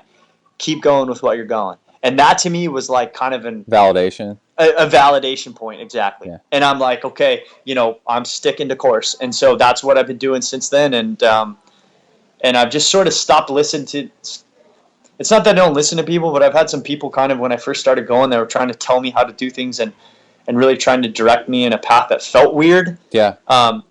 Things like don't be personal on this thing. Like on the Instagram account, don't be you, be a company, be professional and everything. I'm like, I am being professional, I mean, like, what are you talking about? And it was like, the funny thing was when I tried to be behind this mask of like the Triumph Project, people didn't take to that. And the second I broke down that barrier, which I wanted to do from the beginning, it was like all of a sudden the floodgates opened up. And it's not like I'm popular or anything like that. I never have been, don't know that I will be, but people are at least relating to me in the sense of like there's interaction, there's engagement, I get messages and stuff. And I just feel like that's keeping me going, Those people are motivating me, talking to you and stuff like that it's keeping me going because it's an uphill battle, man. Yeah. Well, you know what? While you were describing that, it's something that came to me. So we've got all this stuff where it's already been done a lot, and nothing against people that are doing this because I'm a big fan of it too. But like Iron Cowboy, 50 Ironmans in 50 days, right? And they've got a goal, and Luke Tyberski, who's been on the show and going to be on the show again, up the coast of Southern Europe in I think it was 12 days or something like that. And basically Scott Jurek running the Appalachian Trail, right? Right, trying to break a record. Well, they're doing so much every day, literally all day, that there's no time for that. Unfortunately, it has to be all about them, not in a negative way, but to keep them alive, and to keep going. That person that has all this passion that's wanting to do this doesn't have time to film. The person with the passion doesn't have time to document and film the layers, like what you're talking about, of what makes the sport come alive, right? So the guy that was building the small home trailer, because he took a little bit longer, he was able to document the whole thing, right? Right. And then bring it to people, right? So if you're going up the East Coast and you're just doing a half Ironman every day, and then hopefully, like if it's bad weather and it's like not looking good for people to come out, maybe just don't do it that day, because you're not saying I have to do like the 50 Ironmans in 50 days or else it doesn't count, right? You could say, well, you're going to try to do a half Ironman every day, but the whole point really is to get people out through the half Ironman every day. Right. And then we can showcase the why, not to hop on Ironman's thing, but the why they try kind of thing, and really learn and show like all the different people that are doing triathlon, because you're not going to be doing it yourself all day long and necessarily every day. When you need to document and film, when you need to do the extra steps to make sure this stuff is done right, you're available to do it. Right. Yeah, it's the journey, not the destination, right? And I feel like you're absolutely right. It's about getting them out there. I'm not I don't have some, world record that I'm trying to go after. I don't, I'm Yeah. I'm not training for that. To be honest Yeah. with you, that thing freaks me out. I'm kind of sitting here going like, I hope I can do it. I feel like I hope people do come out to help motivate me to do it, because Yeah. it's funny, man. It trips me out, this whole thing, because I'll tell you this, I was at a much different level in surfing. Uh-huh. And I've never really gotten much support, like I was telling you, it was a really cool thing that Sonny said to me back in the day, but those were few and far between. And I feel like here I am kind of looking at this sport, and I'm kind of this nobody, and I just have this idea and this thing I want to do, and there's I mean, look, I'm talking to you and and all, like, there's Dave and there's Rachel, just all the different people I see, like, mainly on these social accounts, like, and especially so many I've met from the social accounts. Mm-hmm. It blows my mind, man, to have people like kind of have your back like that.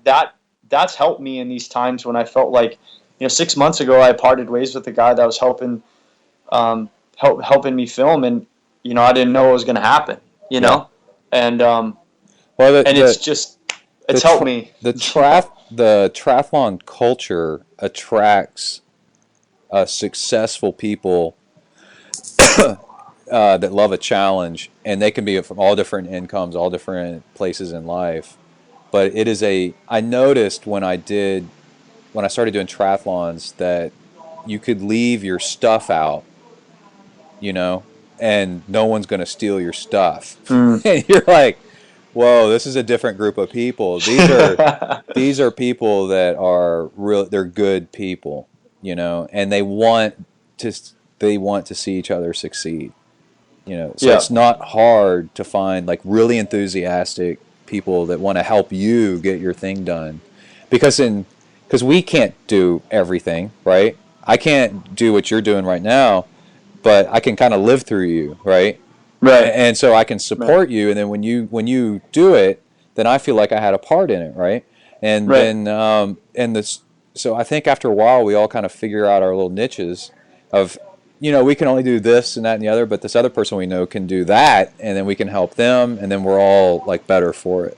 Right. So, it's so funny you bring up something like that, and I've had this, like, I've had an even crazier idea. I was like, what's crazy to me? Like, I almost wonder if I did have enough outreach, like if enough people knew about what I'm doing and like who I am and what I'm doing, right? Uh-huh. Not to become something, but I'm almost so tempted to be like, you only need to know and get in contact with a few people. Like, I almost feel like I almost could like outsource this thing to the community. Like, why don't we just do this thing together?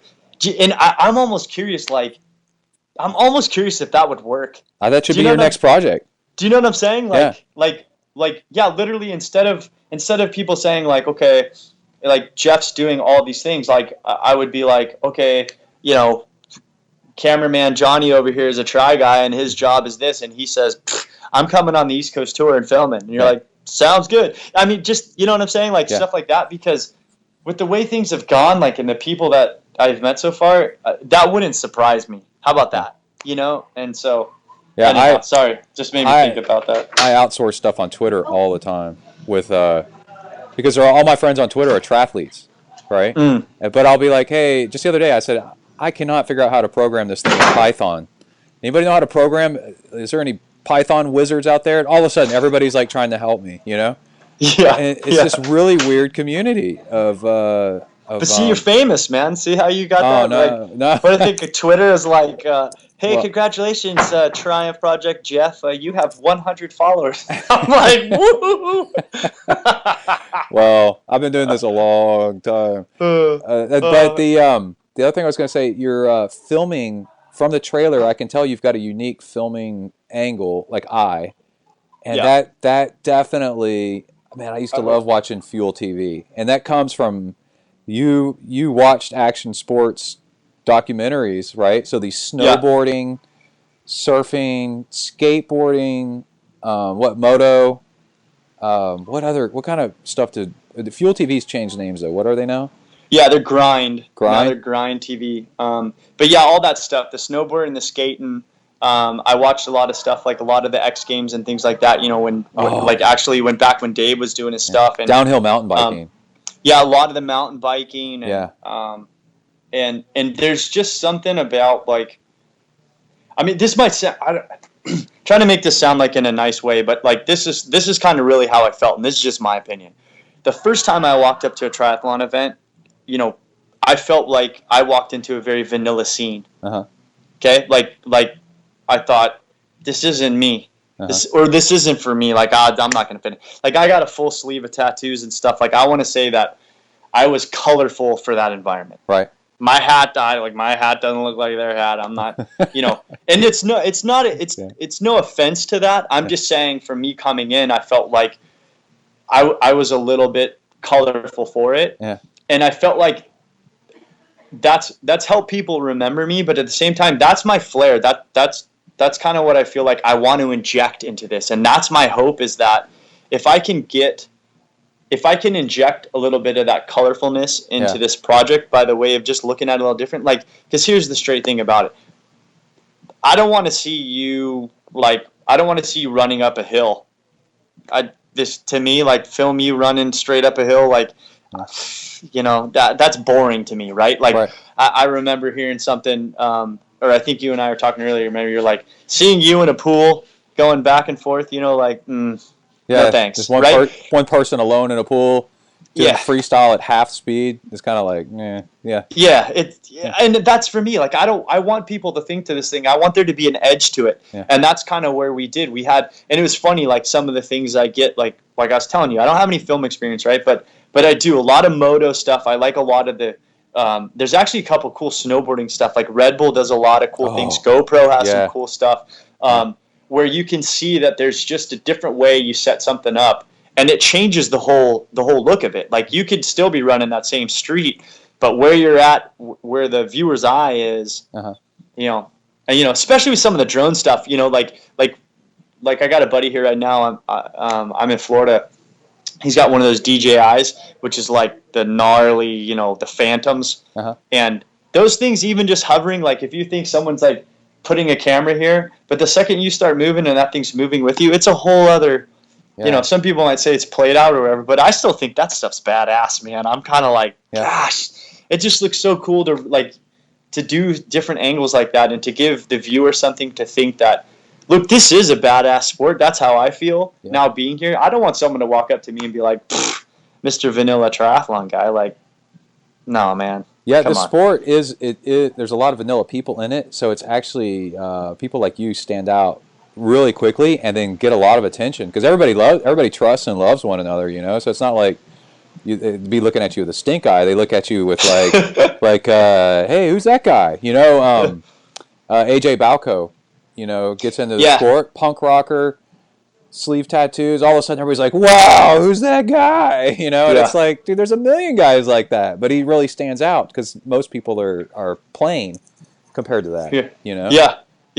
I just want to reach out to people, kind of like I hope, like, my hope in this whole thing. This is just a passion project, right? Like, this is like out of my pocket, like, stressing me out, like the whole nine.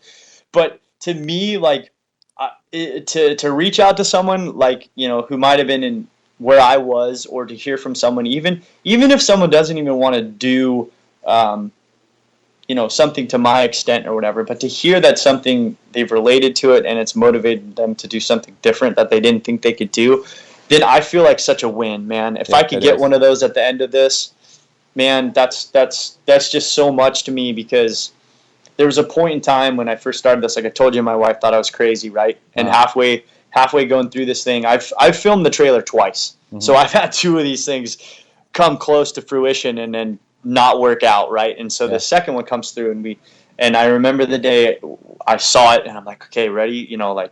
Her nickname's Toad. It's my wife's nickname, because it used to be Totally Talia, and it was just too long to say, so now she's my Toad. And I'm like, hey, Toad, like, are you ready to see this? She's like, okay, whatever. Not like super excited, but kind of like excited for me type of a thing. She's excited for you. Yeah. Because you're excited. Yeah. And so we put it on there, and she almost, she almost got teary. She goes, It's I really get it. good, dude. It's really good. I don't know. It's so weird to hear that. I thank you, man. But so that to me was like, okay, I'm doing this. I'm doing this. I think you're so used to working on it, and you're so used to the high quality of stuff like on Fuel and GoPro TV. Well, no, not GoPro TV is not very good. That's just random stuff. But like Red Bull, right? So Fuel and Red Bull, that you're trying, dude. Like it's really good. And I was telling you off air, like the timing on some of your stuff is fantastic. Like look, you know what you're doing. I thought you've been doing. That's just talking to you now is the first time I knew that you hadn't been doing this for years. I assumed from what I saw that you've been doing this 20 years, 20 years of film editing. So no, it's that good. Well, let's talk. People helping me. Let's talk about timeline and where people can get in touch with you. So what's coming next, and what do you see in the future, and like a time of things get moving along? Yeah, yep, you bet. So the plan right now is that most of the stuff is happening next year. So this is kind of some downtime, but the beginning of things will begin in the spring of 2016. Okay.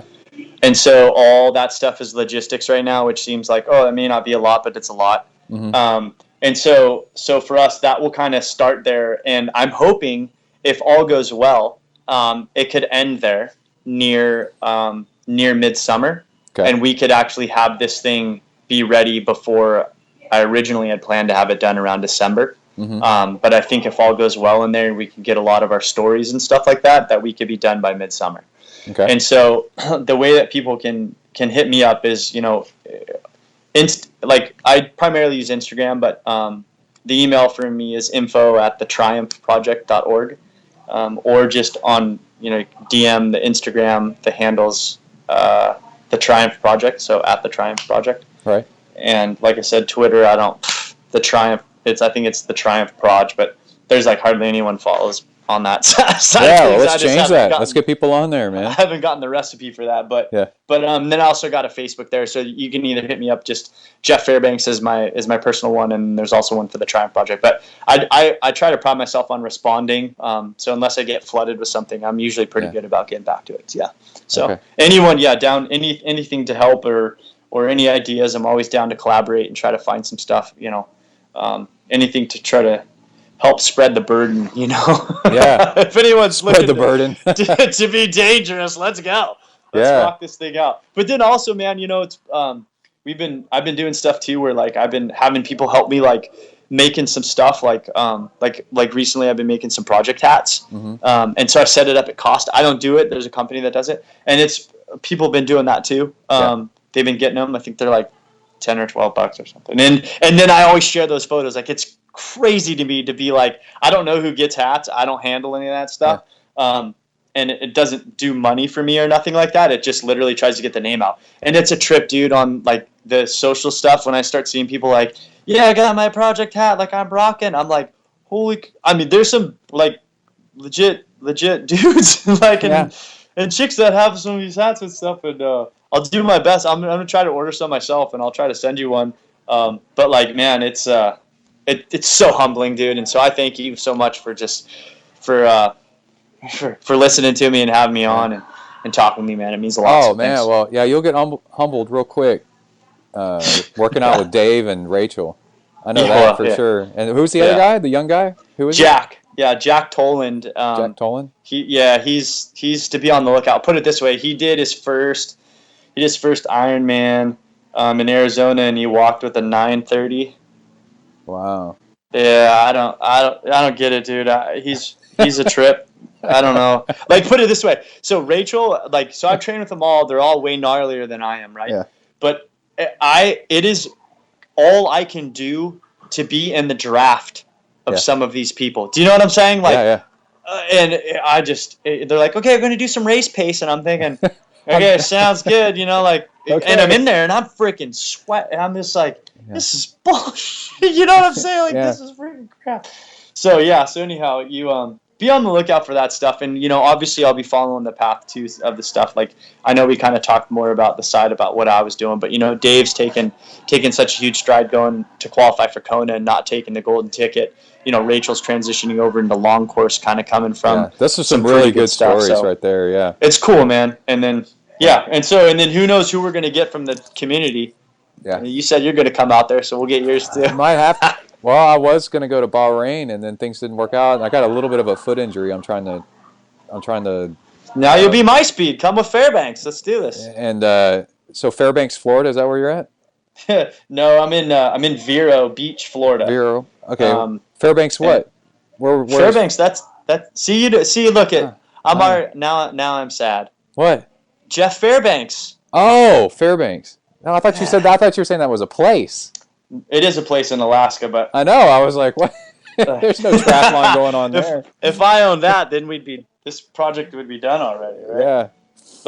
But yeah, no, I was saying just come on out. If you have an injury, then I might be able to keep up with you, and then you could come out and we could do some training. I haven't been. I'm also open to that too, like for anyone listening and stuff. You guys want to hit up some training, man? I'm out here, and I think I'll be out here all winter. So hit me up somehow, and we'll do this. Yeah, Central State in Florida. Is your whole family there with you? Side. Yeah, everyone's here. Oh man! So we're doing our thing. I'm doing my work and doing this stuff and trying to keep up with guys like you. Yeah. You know? Yeah, I know, dude. I try to keep up with my own mind of what I can do. Just such a trip. My worst discipline's always my Achilles heel has been the bike, man. So I've been trying to focus so hard to not be so terrible. And I got freaking fat legs. I felt like, what are they good for? You know? Yeah. Absolutely nothing, because it's not helping me for. You should do. Have you gotten on Zwift yet? The video game. No. Do you have a power meter on your bike? I got a kicker that I use primarily. It's okay. Why is it work? Yeah, work with that? So Zwift is a video game, and it's very realistic. And there's a leaderboard, and you're riding all the time with people from all around the world. I'm about to get on it in a few minutes. Like a Strava with avatars or something? It's majorly realistic. It's very cool. And the faster you pedal, the faster you go on the game. Okay. And your computer picks up your power meter signal, or if you got a kicker, you're riding this course, and it'll slow you down and speed you up based on the terrain. Okay. And it's a tropical island that you ride around, and you can see people coming up behind you, and you can elbow people if you want. All right, what's your username? Let's do this. ZenTriathlon.com all right, I'm on there. And dude, what's crazy is it's like, you know how you like on an easy day you should not work out with other people, especially other guys, right?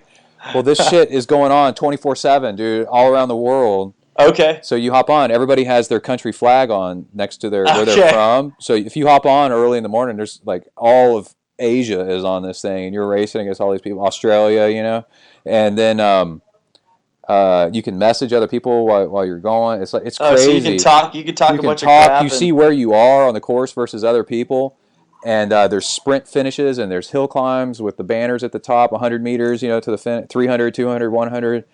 And you get on there going, I'm just going to ride easy, you know. I just want a little bit of motivation. Yeah. And then, holy shit, did you just destroy your legs because this one a-hole passed you, like, climbing the hill, and you're not going to take it, you know.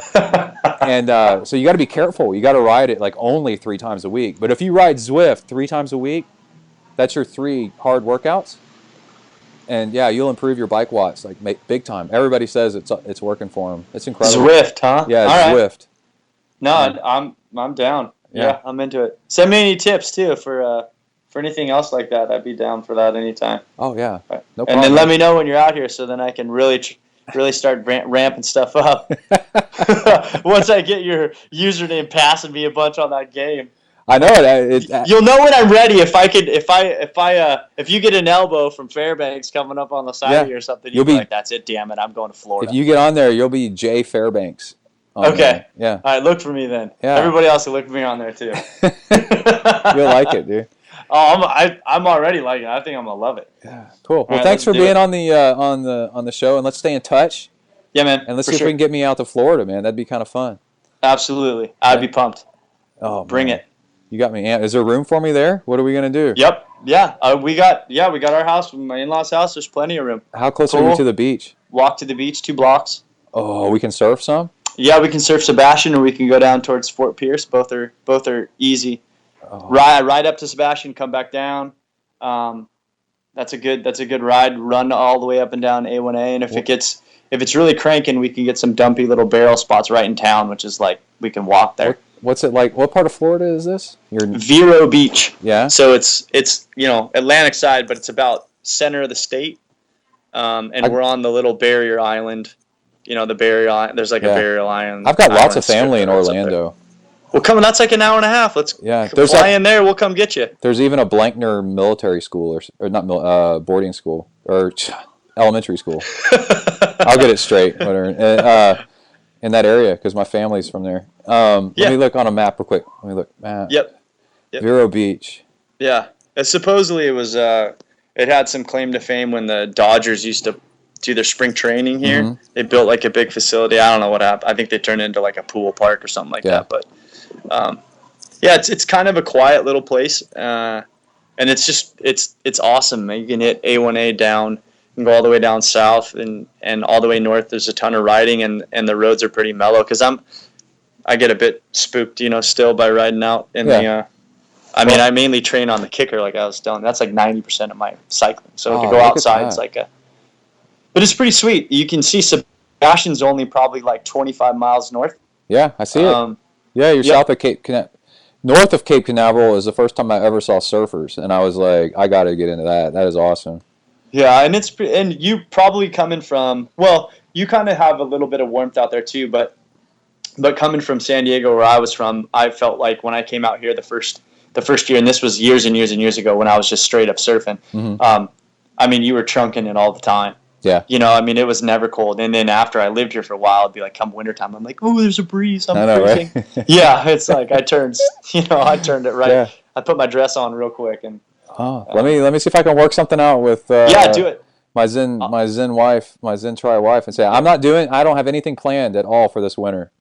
No, and you can as long as we have our other house, dude, we can hook you up. You got a place to stay, and we'll do some training and stuff. As long as you don't mind kids, kind of talking your head off, you'll be all good. We're used to it, so some people that aren't used to that, it's a little overwhelming. But like I said, we're crazy. I love talking to kids; they're hilarious. So we'll keep you entertained. How about that? Cool. Okay. Well, let me start looking into it. See what I can swing. Bring it. All right, dude. All right. Thanks, man. You bet, man. All right. Let's stay in touch. All right. Later. All right. Thank you, Jeff. That was a really cool interview, and I want to stay in touch with him. He's a really cool guy. I noticed after the interview, I started wearing baseball hats because he wears a baseball hat the cool way, like skaters do. And I was like, I started doing that. I don't know. He has an effect on people. He's charismatic. He rubs off on you. And stay tuned with him. Let's go ahead and just cover something real quick before we get into the training log. We've got show donations. Dwayne Morin supported ZenTri. Thank you, Dwayne. And Daniel Stark. And Brett Hoyer. And Simon Wright. Joseph Rogalski, who I coach. What's up, Joseph?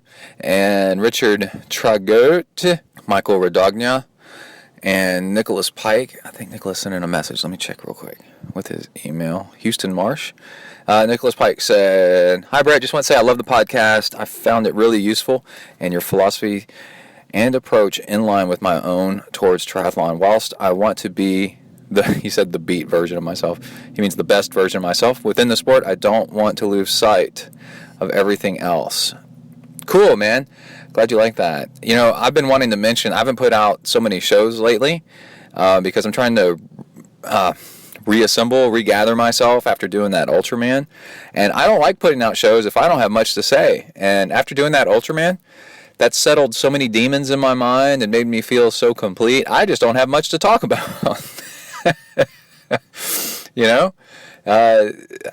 I've like we're always talking about find yourself. Well, I found myself, so here I am. And so I don't have much to.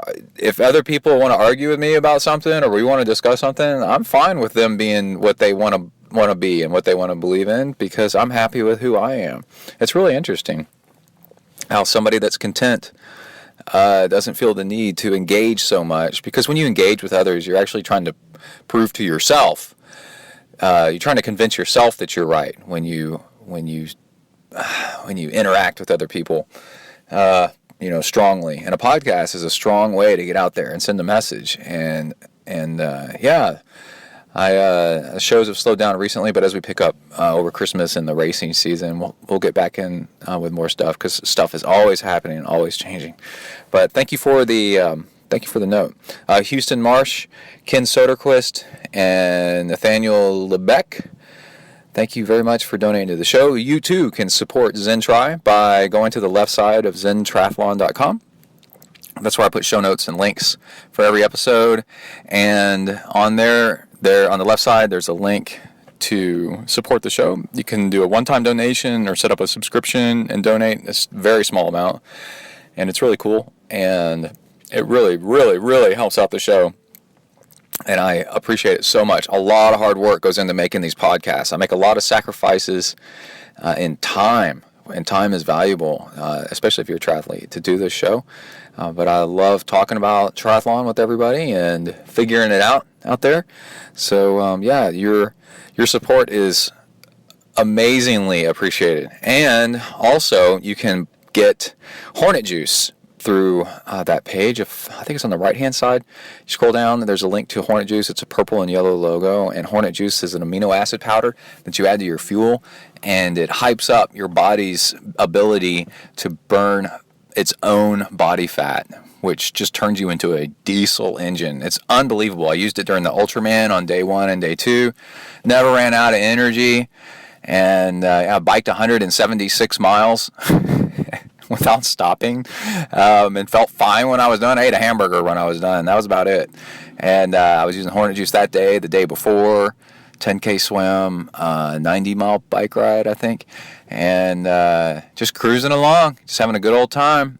And I use it for training. You don't have to use it all the time. Use it for training, kind of here and there. Peak days, where you want a little bit of extra energy and you want to go a little bit longer, a little bit farther, and you get it like that. People typically buy a 10-pack the first time, and then they come back and order like a 30. They're like, holy crap, that worked. And of course, the more you get, the less it is per packet. I think I go all the way up to like a 50 or 60 packet of Hornet Juice. And it's neat because you support yourself. You get something cool to show your friends and tell them this is not for sex.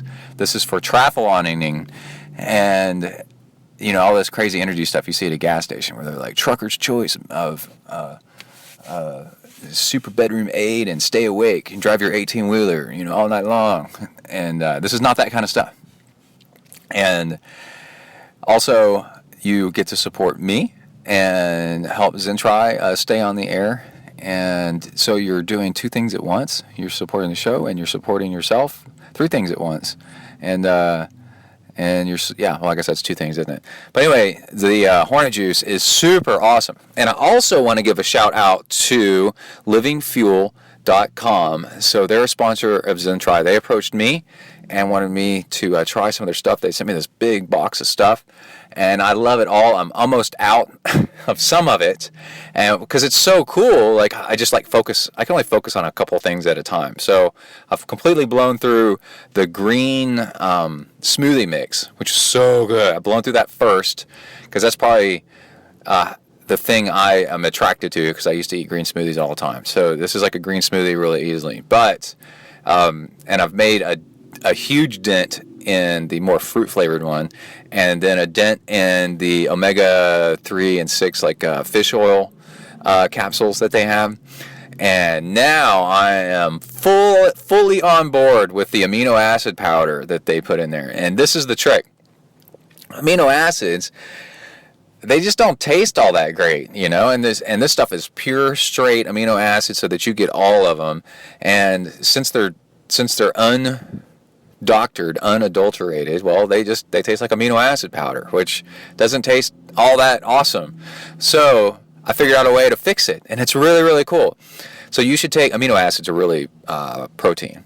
And after a workout, you should take protein to help rebuild your muscles. So I'm like, I will put a scoop of the amino acid powder in with something sweet, because something sweet is what I need to eat after a workout as well to replace glycogen, right? So I've got like Gatorade powder. I got just kind of powders and drinks, sweet stuff kind of laying around. And so after my last awesome bike ride, it was so great because I can still ride the bike without my busted up body. in a water bottle, I did like about half a serving of Gatorade instead of a full serving because it's just so sugary.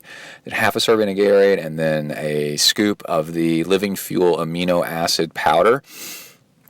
And boom, perfect. Oh man, it tasted great. Absolutely great. And I felt like I just had a ton of energy for a long time after that because the body's so happy. So check them out. Check out the amino acids at livingfuel.com. They have a huge spectrum of just awesome stuff, and they have a cool company story, just like Amrita bars do. They have a cool company story about how they came about, and they're super, super healthy, and I'm stoked to be working with them and continue working with them. So check them out. All right, that's enough of all this stuff. Let's roll right into the training log. We got lots of cool things going on in there, so let's get going. Here's the training log. Here we go. You are entering the ZenTri training log zone. Huneli.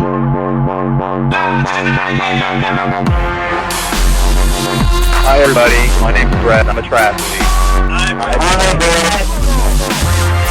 I decided it's time I got some friends more suited to my status. But Joe, we've been friends for years. Hey, we all make mistakes. Come on, dudes, let's go exercise! Exercise! Yeah! I'm gonna do sit-ups till I poop myself! All right, first off, I had a really cool Twitter interaction with Jocko Willink. I guess is how you say his last name. He's an ex-Navy SEAL commander, and it was really cool because I was listening to the Joe Rogan podcast, and he was a guest on there, and he was a Navy SEAL for like 20 years, and he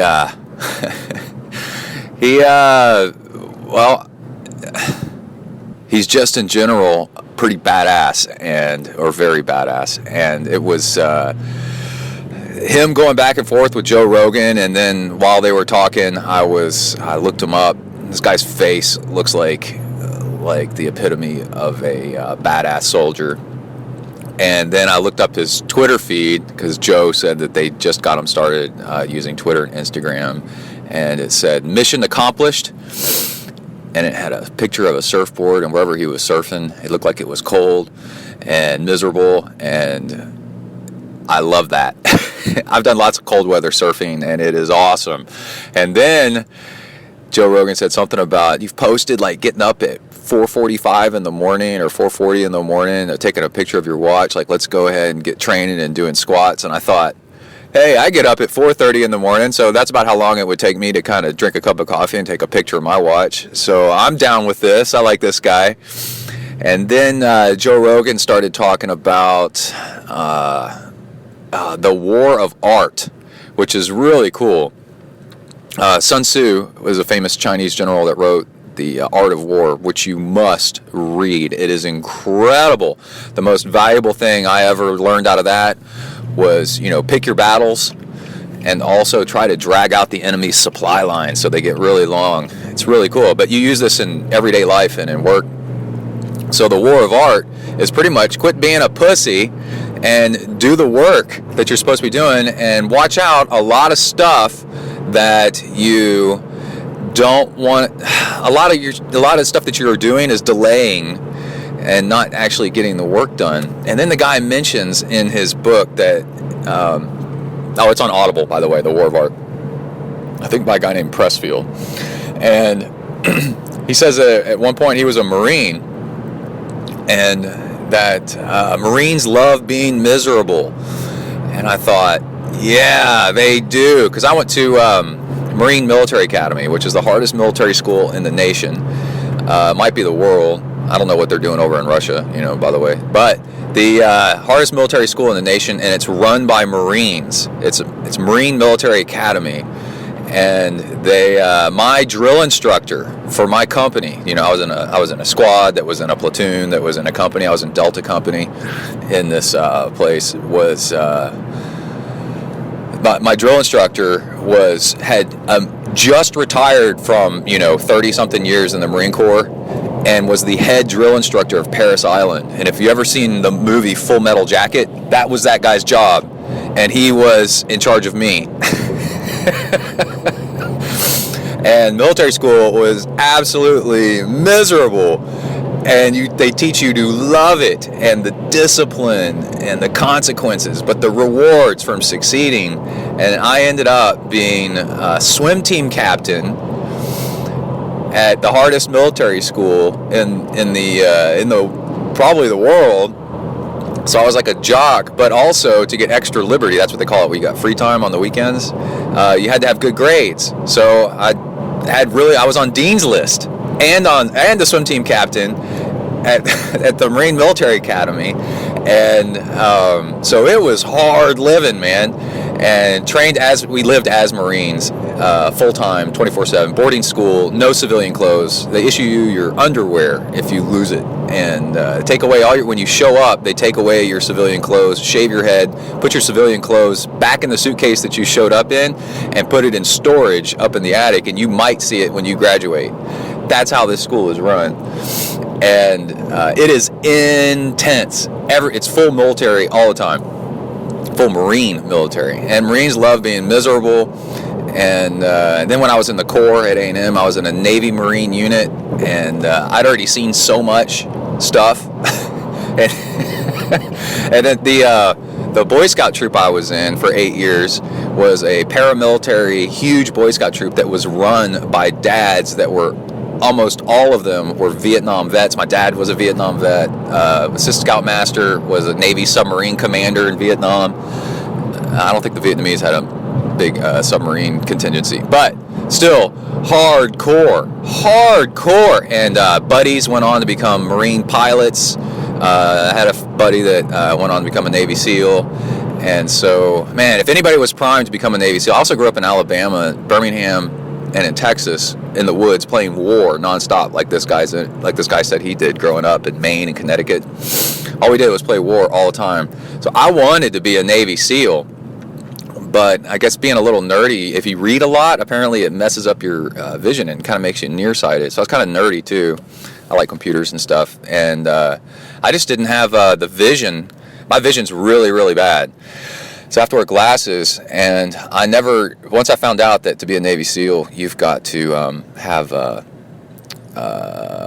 like really good vision. And just at military school and in the Corps at A&M, the ROTC Corps, just doing the obstacle courses and all the heavy duty simulated combat stuff,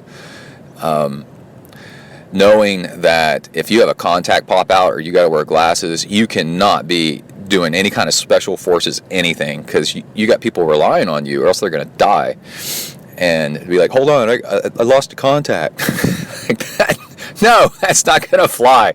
So no thanks. We can't have you as a fighter pilot, and we can't have you in the Navy SEALs or I don't know if Green Berets or anything like that. So anyway, my dreams of being a Navy SEAL were washed away when I realized that you couldn't do this and wear glasses. And so I ended up, not doing that kind of stuff, and just getting outdoorsy jobs and eventually getting into triathlon and stuff. So last night I tweeted it because this interview with this Jocko guy was awesome, and somebody tweeted at me saying, "Hey, Zen Triathlon and Joe Rogan, thank you for this interview for letting us know about this interview with Jocko. This guy's awesome." And I said, well, first off, it's an honor to be mentioned in the same tweet as such a badass dude. And also, I always wanted to be a Navy SEAL, but I couldn't because of my vision. And so I guess that's why I do Ironmans and did an Ultraman, because my training growing up was super, like, crazy, military, paramilitary, like all this stuff. And like the book, The War of Art says, they train you to love being miserable. So I'm swimming this morning.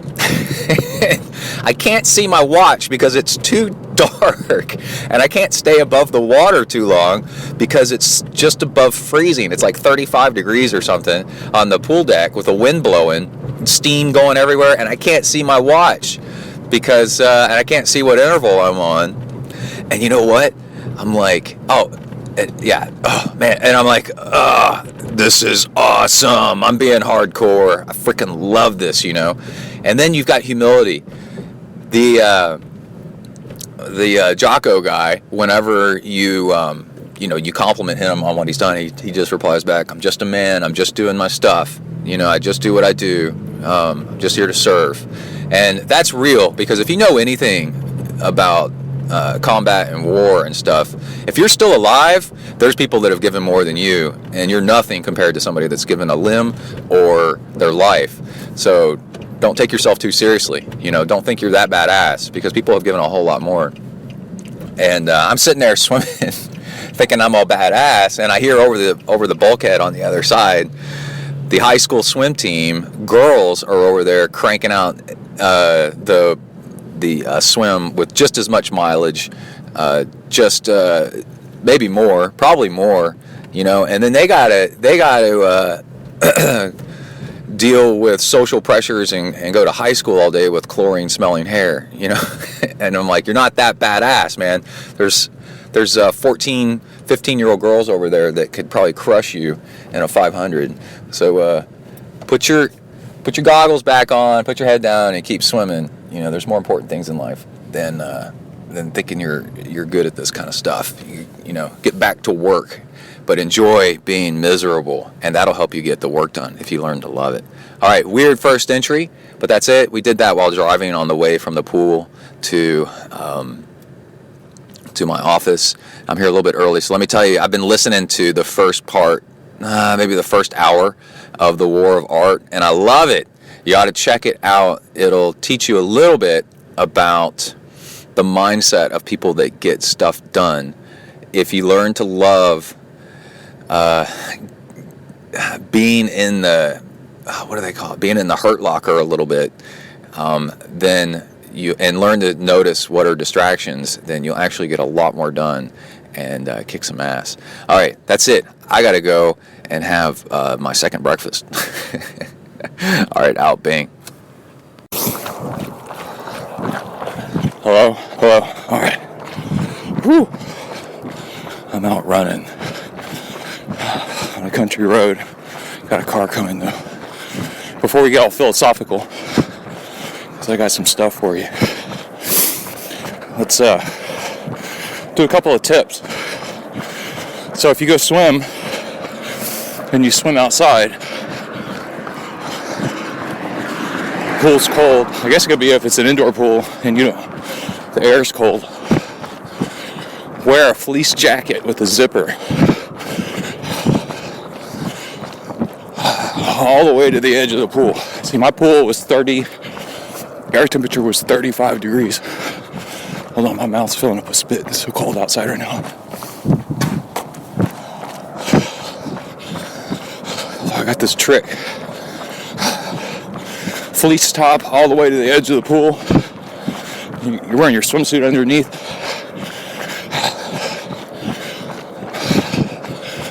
Unzip it.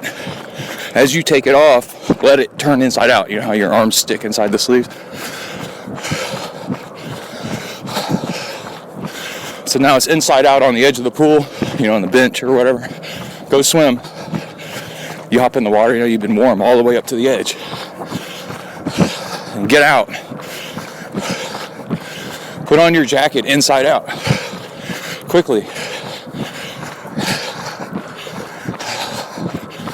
Now your wet body is now making the inside of the jacket. It's making the outside of the jacket wet, right? Because you're wearing it inside out. Wear that to the locker room.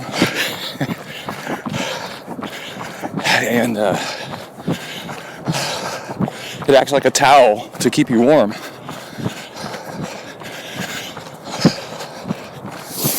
And keeping you from getting the inside of your jacket all wet, because you're going to wear that jacket in a little bit when you leave the pool. How about that? A lot of you may say, well, I swim more indoors. And I'm telling you, if you swim outside and it's cold, that's a real deal, dude. And it really helps. Also, I was getting up this morning to go run. And as an experiment, I turned on the lights in the living room. I closed the bedroom door so I can sleep. No lights. So I turned on as many lights as possible. Somebody's shooting a green laser at me. What the hell is that? Is that a Christmas decoration? Oh my God, that is weird. Anyway, I thought somebody was in the bushes aiming a green laser at my face.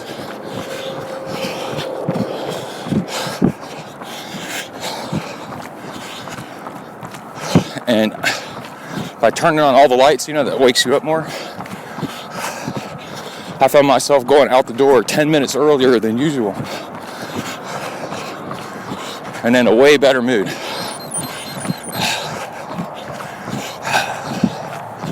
And then, on top of that, consider waking up and snacking on these crackers with peanut butter in them.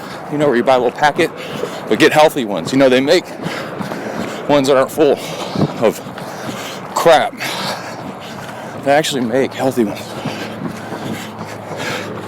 That and a cup of coffee, your peanut butter, a little bit of peanut butter, seems to be just a nice little dose of protein and fat. And then your cracker gives you starch. And then the salt gives you a little bit of electrolytes. So I'm out running now, and it's feels good. Long-lasting, stable energy instead of a peak and a crash. And instead of going out on nothing, which will sabotage your run. All right, and then if you run far enough, also.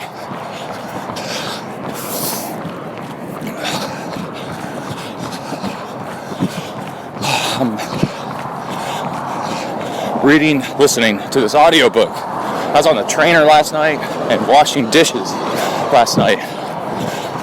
After that, the turbo. And this book is great. Hold on, I need to put my thumb in the sleeve, in my back of my glove. Ooh, it's cold out.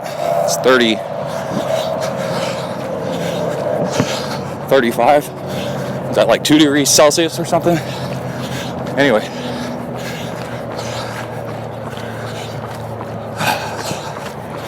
And the book is really good. It's called Smile at Fear. And it's kind of like a Buddhist philosophy book. And it's 5 hours long.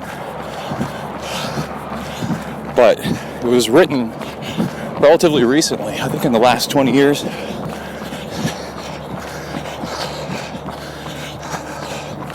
So it's full of up-to-date examples, mostly up-to-date. It's by Lance Armstrong and Arnold Schwarzenegger.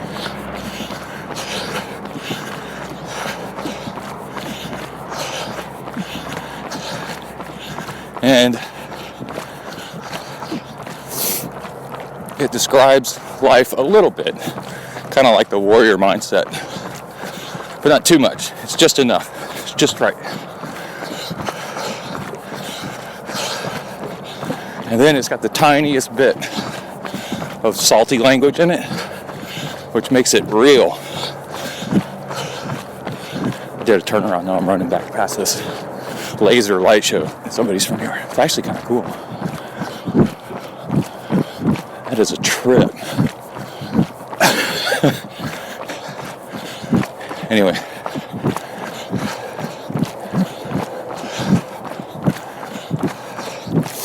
So again, Smile at Fear. And it's 5 hours of how to approach your day, every day, with a little bit more of the warrior mindset without it being ridiculous. It's pretty cool.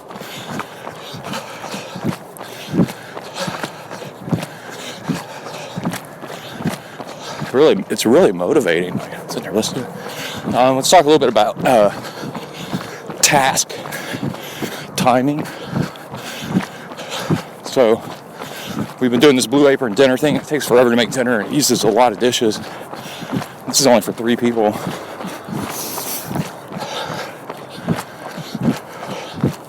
So if Emily cooks, I clean up, is the deal. So after dinner, I'm like, all right, I'm gonna have a cup of coffee, I'm gonna relax. He goes, no, I want you to clean the dishes. I'm like, no, I want to relax. So we get into this argument, it's kind of funny. I'm like, I'm gonna bike from probably around 8 o'clock to 9 o'clock. And then as I cool down, then I got energy, because I just got off the bike. And I don't want to go to sleep all sweaty, so I want to cool down. That's a perfect time for me to sit in the kitchen and do dishes.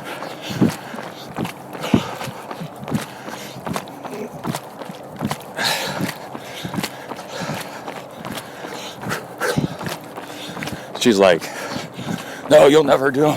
I'm like, man, let me do my plan. I'm very aware of my energy levels, and I do not want to do dishes right now, and I'm going to hate doing them. Just let me do my thing. What was crazy was when this happened a week ago, while I was on the bike, she went ahead and did the dishes, and then acted all pissed off at me when I got off the bike. I was like, she can't help herself. She's like a clean nut, And I said, tonight, do not do the dishes. Just relax.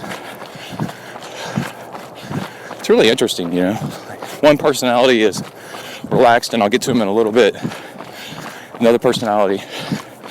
So I'm agitated whenever I have to do them too soon, and then she's agitated when they're not done soon enough. You can tell, like, the undone dishes are a weight over her head. It bothers her. She can't relax. So as I was getting on the bike last night, I said, do not do the dishes. Just watch. And so I was listening to Smile at Fear on the bike, and through at least half an hour of doing dishes, and enjoyed it. It was really good. Made the time go by. It's cooling down. It's pretty cool. I was riding Zwift last night. All right. A couple other things. There's a really good podcast interview with Rainn Wilson, who plays Dwight Schrute played him on The Office. And this is on the Tim Ferriss podcast. What I really enjoyed was discovering there's a rabbit. Go rabbit.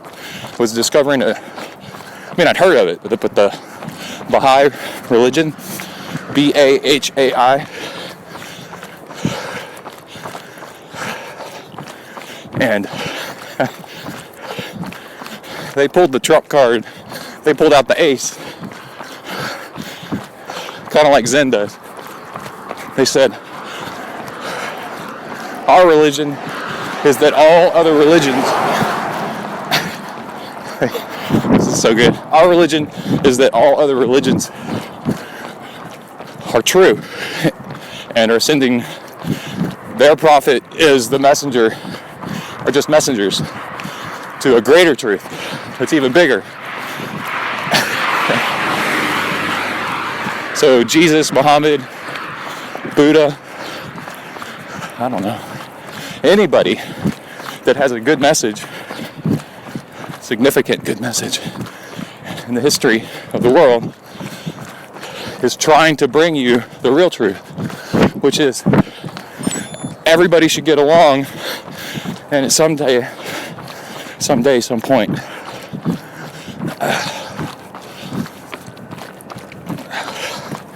we'll all speak one universal language, and then there'll be world peace, which is really nice. It's pretty cool.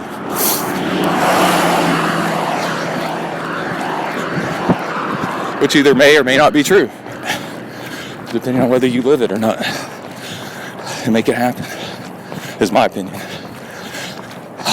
And then, finally, I wanted to mention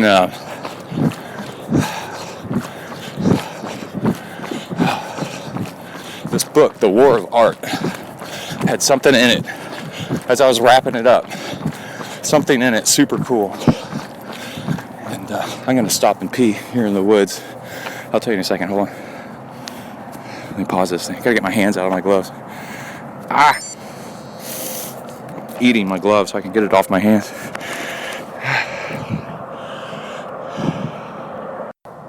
All right, we're back. Where's the mic? There it is. Okay. Suddenly I just had to pee. It's so cold out. Anyway,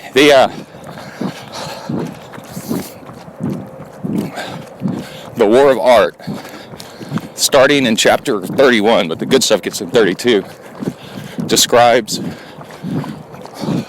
the fear of success and what's actually going on. And it takes a few chapters, but the chapters are really short, just a few minutes. But it takes a while to get to the point to describe it sufficiently, so I'll do my best. But humans are tribal animals. You know, we like companionship, be part of a tribe. And high school is a tribe, for example. You know, very tribal. And we're used to tribes of just like 20 to a few hundred people. Okay. And success means you'll have to leave your one tribe and go to another tribe. And that's very scary, right? Because we think, it's like hopping from one island, and somebody's saying, well, there's another island. You can kind of barely make out an island over the horizon on the ocean, right? With that island, what you can make out looks better. It's got what you need, it's got what you want. Well, to get to that island, you gotta go. But in your current island, your current tribe, you got things pretty good, right? And everything's relative. Your reality is relative. I mean, like, it's pretty good here, so in your mind, everything's pretty good. And your fear is if you go to that new island, you'll be alone. That is humans' greatest fear. I mean, our biggest punishment is the isolation chamber, right? The hole in prison put you in isolation. That's what we're most scared of. So you're worried if you go to that other island, you're going to be all by yourself. So it's very fearful. What they're saying is the reality is if you go over to that new island, there's definitely people there. And the people are better than your last group. I like that. I thought that was funny. They are better people, and they want to be friends with you, and they want you there. Because they like having people in their tribe too. And everything will be okay.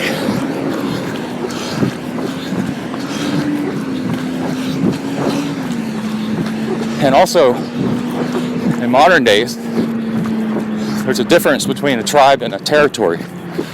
You can create a tribe out of your territory. So your territory is a physical or psychological space, a realm where you're a part of a tribe, right? So my territory is triathlon and then the stuff I do at work, right? That's where I feel like I'm somebody, right? But if I go bigger than that, then it's too big and I can't deal with it like prospectively, you know. It's too many people. The whole world, 7 billion people. I don't get it. I'm irrelevant. But if you make the territory small enough, you're relevant and you feel better. So a good example is my small high school I went to, I was somebody. My bigger high school, I would see people every day that I'd never seen before. And I was getting to the point kind of like, what's the point? 2,000 something people. And then when I went to Texas A&M, the 55,000 people. Like, what's the point of trying to be popular? You can't. There's an infinite number of people that can beat you at that game, so it's not a fun game.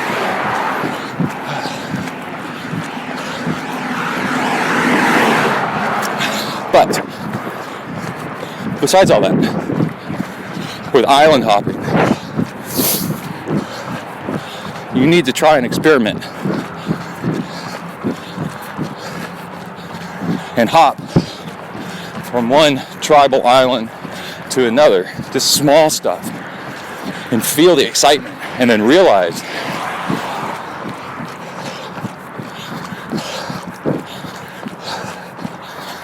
that the new island has plenty of people and they're glad you're there. So, taking a new route home from work, right? It's fearful, right? You don't know what's going to happen. It'll be fine. And it's good for you. Taking a different run route.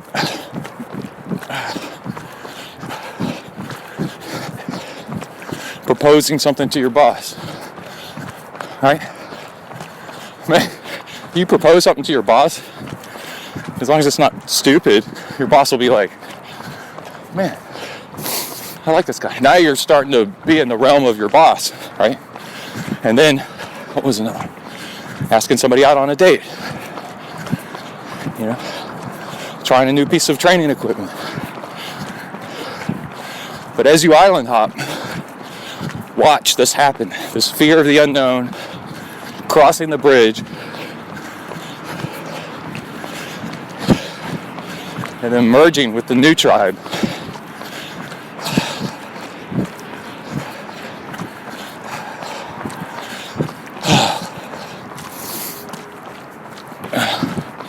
And then you do it ever bigger and bigger and bigger.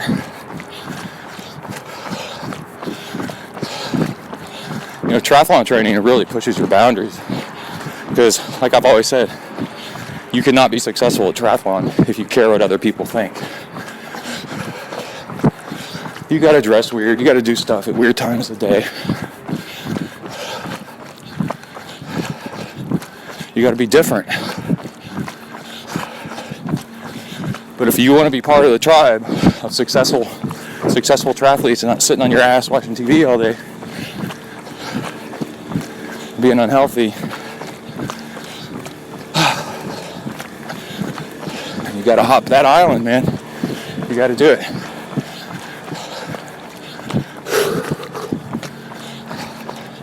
Do push-ups in the street. Run barefoot. Look like a clown in all your spandex when you go ride your bike, right? On the outside, people make fun of you. On the inside, they wish they were doing what you're doing. It's the truth, and you know it. All right, I'm about to run downhill. The microphone's gonna get all crazy, so I'm gonna turn this thing out. It's been fun. Now I gotta get my thumb out of this glove.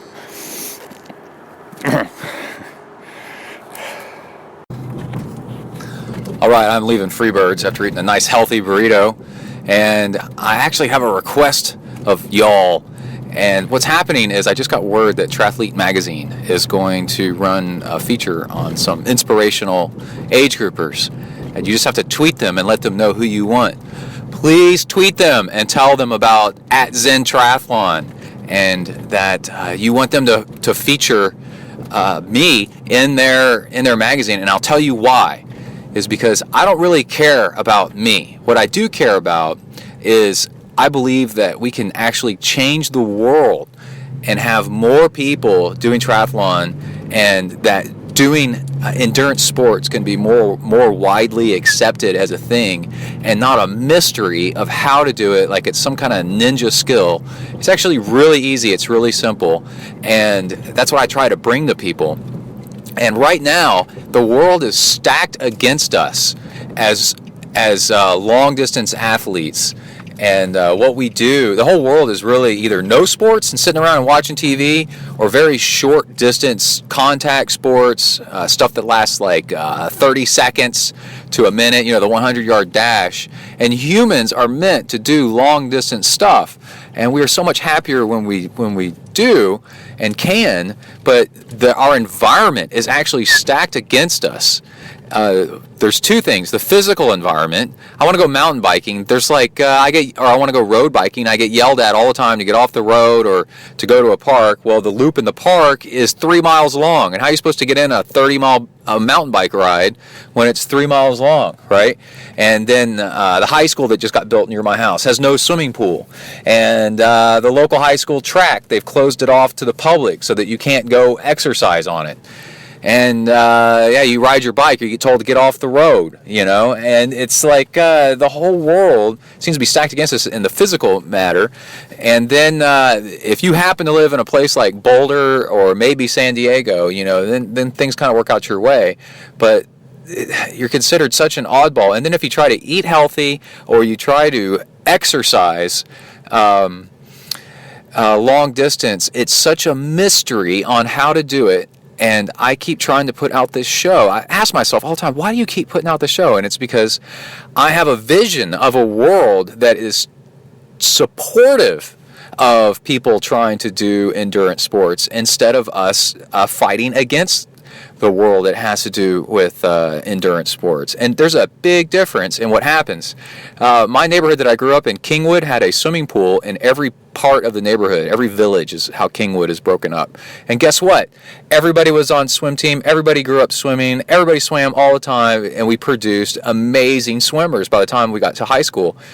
Just tons and tons and tons of it. Had a high school varsity team, a junior varsity team. Everybody wanted to be on it. You had competitions and cutoffs and huge swim team because of the neighborhood pools, because of the environment.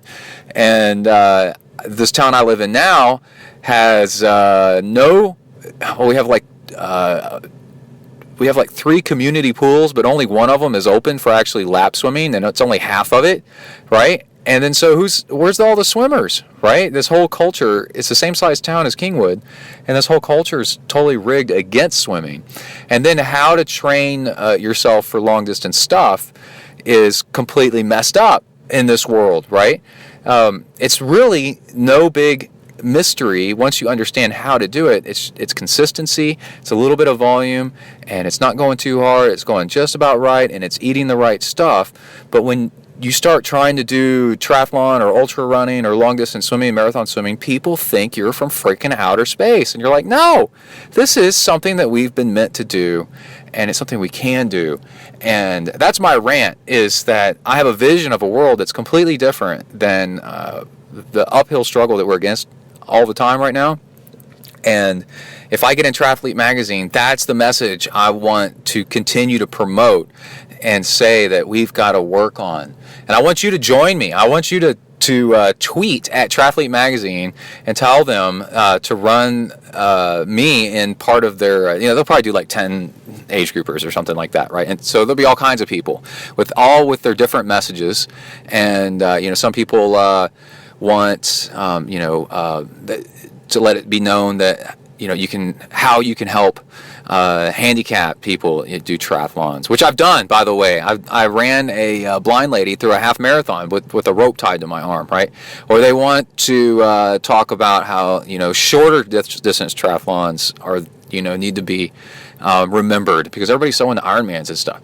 And so there's all kinds of messages out there. And mine is, I want the whole foundation of how we view athletics in the United States and in the world to be transformed into something that you can do it, to switch it, to make people realize that endurance sports is an option, and for people to be supportive of it, and that because if you do, it's something you can do for the rest of your life. You play football and you're so banged up and wrecked that you can only do it for a few years and then you're out because you're so injured. But man, you swim and you bike and you run.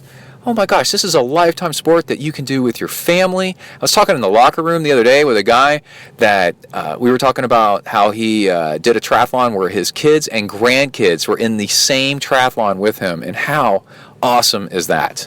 All right, so tweet at Triathlete Mag, all one word, that you want to see ZenTriathlon at ZenTriathlon in their feature about inspirational age groupers. And you don't get much room in a tweet, so put in there something that has been in the show, or an interview, or something I've done, or tried to drag you along with me to go do that made an impact on you. And if we get enough people in there, we can get this message out in Triathlete Magazine. So join me, and let's go kick some ass. All right, out, bang. Hello, all right. I am on my way to the pool, but I just got off the bike trainer, and some training methods came to mind that I thought I'd share with everybody so that you can train like you're going to race, and that way you race better. And it goes like this. When you're doing trainer time, first off, you need to spend a lot of time in aero position. There's a little bit of a mindset of, ride your road bike a lot, for the to get in more riding time on something different. And I actually have the opposite opinion of that. I say get a tri bike and ride it all the time, as everything.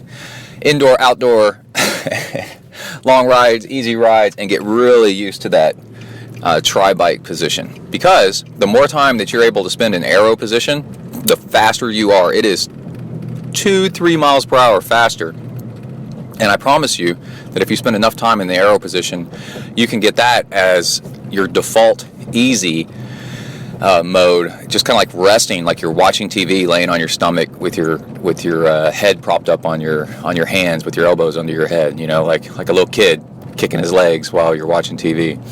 And that's the position you want to be in, and it needs to be that easy and that rested. And this all goes back to quite a few years ago. I did Ironman Texas. Hold on, coffee sip.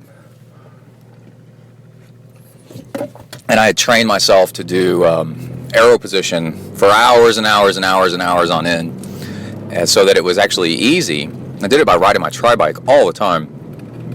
And I remember I had a bike split of like 504 or 508, something ridiculously fast. And I weigh 180 pounds, so that's fast for my weight. And my watts were actually really low, like 190 maybe, I don't know, something like that. And a few people on Slow Twitch, of all places, said, "How is that possible? How'd you do that?" And I said, and also I am angrily against drafters.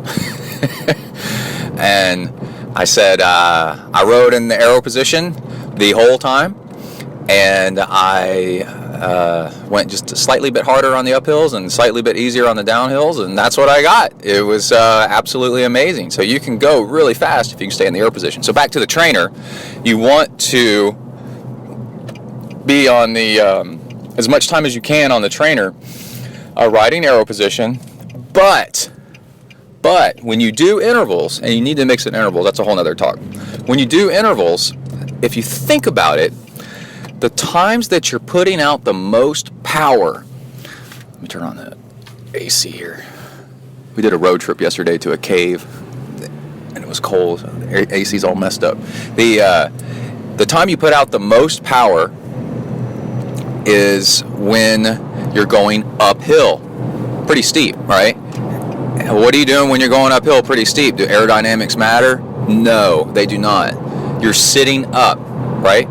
Now, if you do all your threshold interval work sitting up, well, you're not improving your leg strength in the aero position. So what you need to do is a mix of aero position when you're doing an interval and sitting up when you're doing an interval.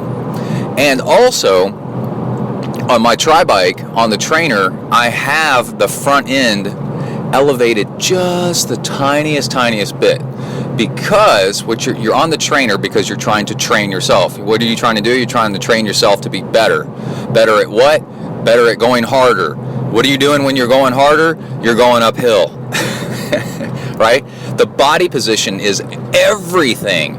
You can train, if you haven't done a tri-bike, right? If you don't ride a tri-bike a lot, and even if you do ride it a lot, if you don't ride it correctly, and train it correctly, you can put out more power sitting up than you can in the aero position, right? You think about it. That's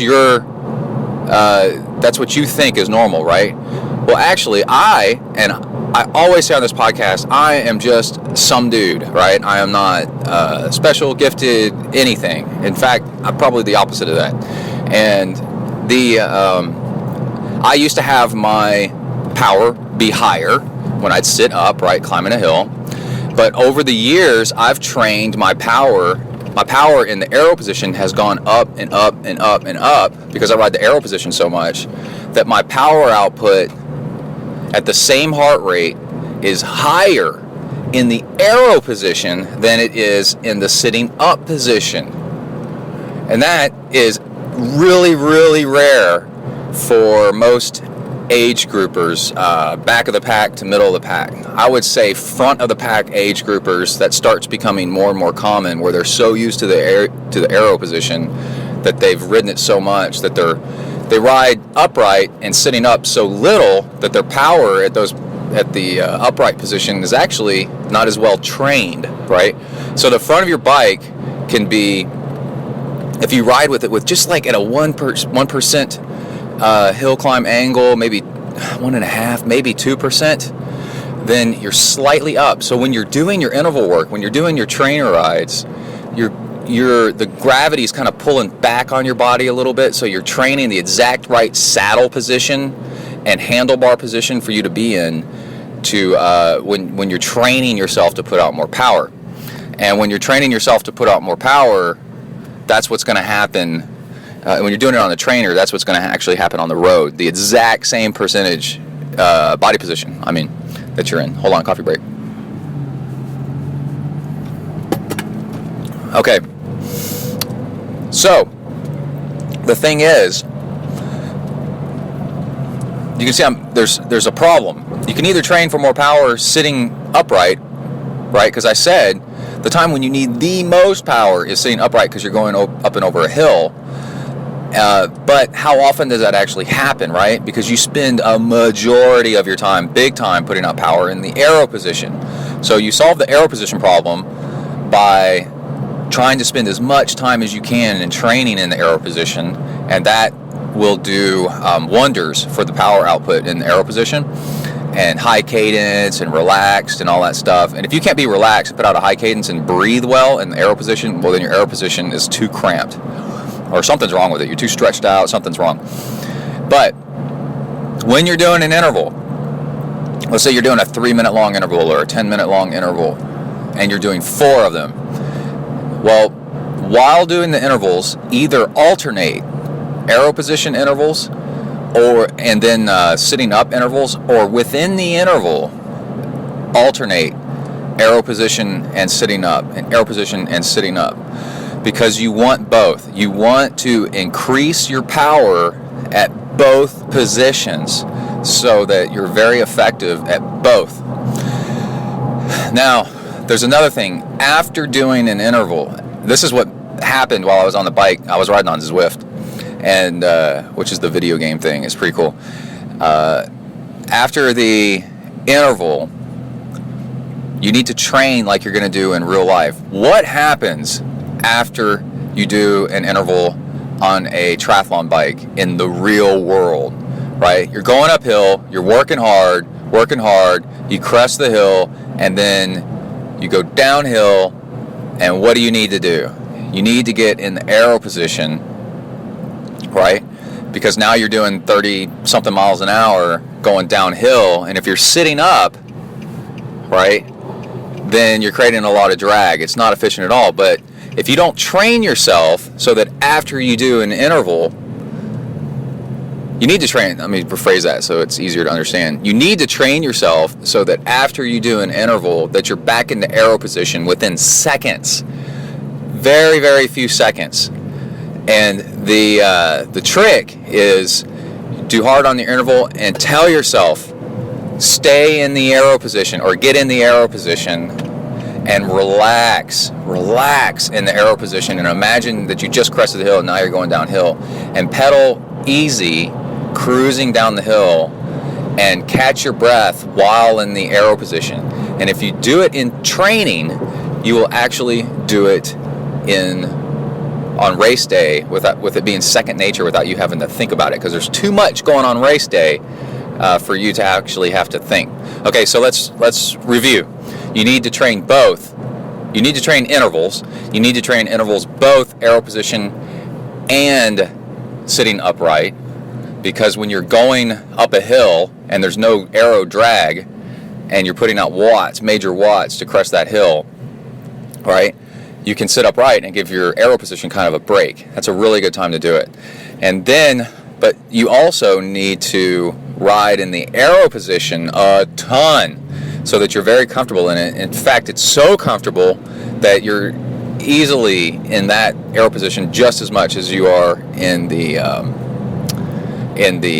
upright position, so that you can spend hours and hours and hours in aero position, because it is way faster up until you get to about, I'd say 14, 15, 16 miles an hour of wind resistance, right? It kind of depends. If you got a tailwind, you can sit upright. When I was doing the Ultra Baby, day 2, there was 20 minutes at a time, 30 minutes at a time of tailwind. I was riding this huge loop, and I would sit upright when I had the tailwind in my back most of the time, and then I would have like 45 minutes or something like that of head down straight into the headwind, and I would alternate, right? So if you got a tailwind, you can sit upright a little bit longer. But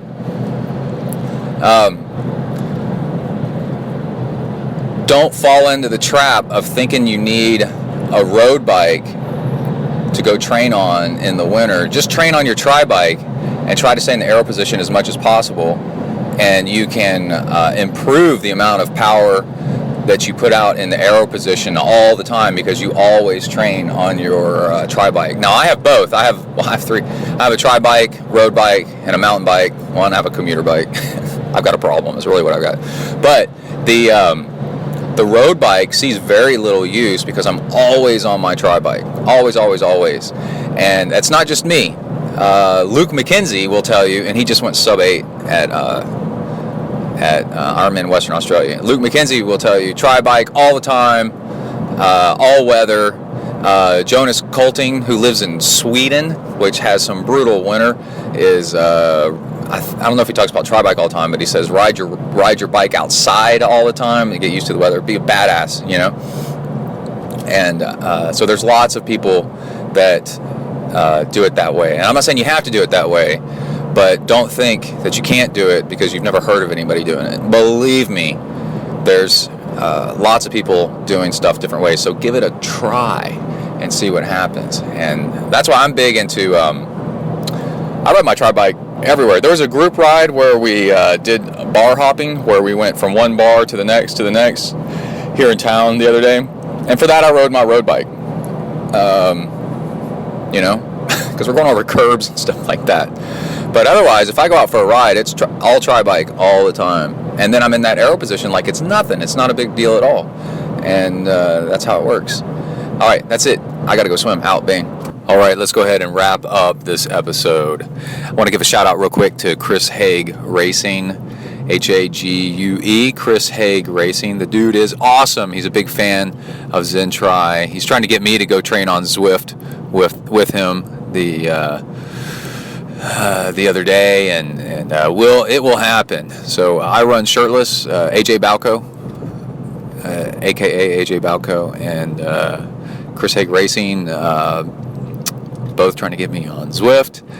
Check out Chris Hague. He is an awesome triathlete, awesome coach, and I cannot recommend him. Most importantly, I cannot recommend him better, most importantly, and as a human, than a coach. The dude is awesome. Give him a chance as your coach and watch yourself kick some butt.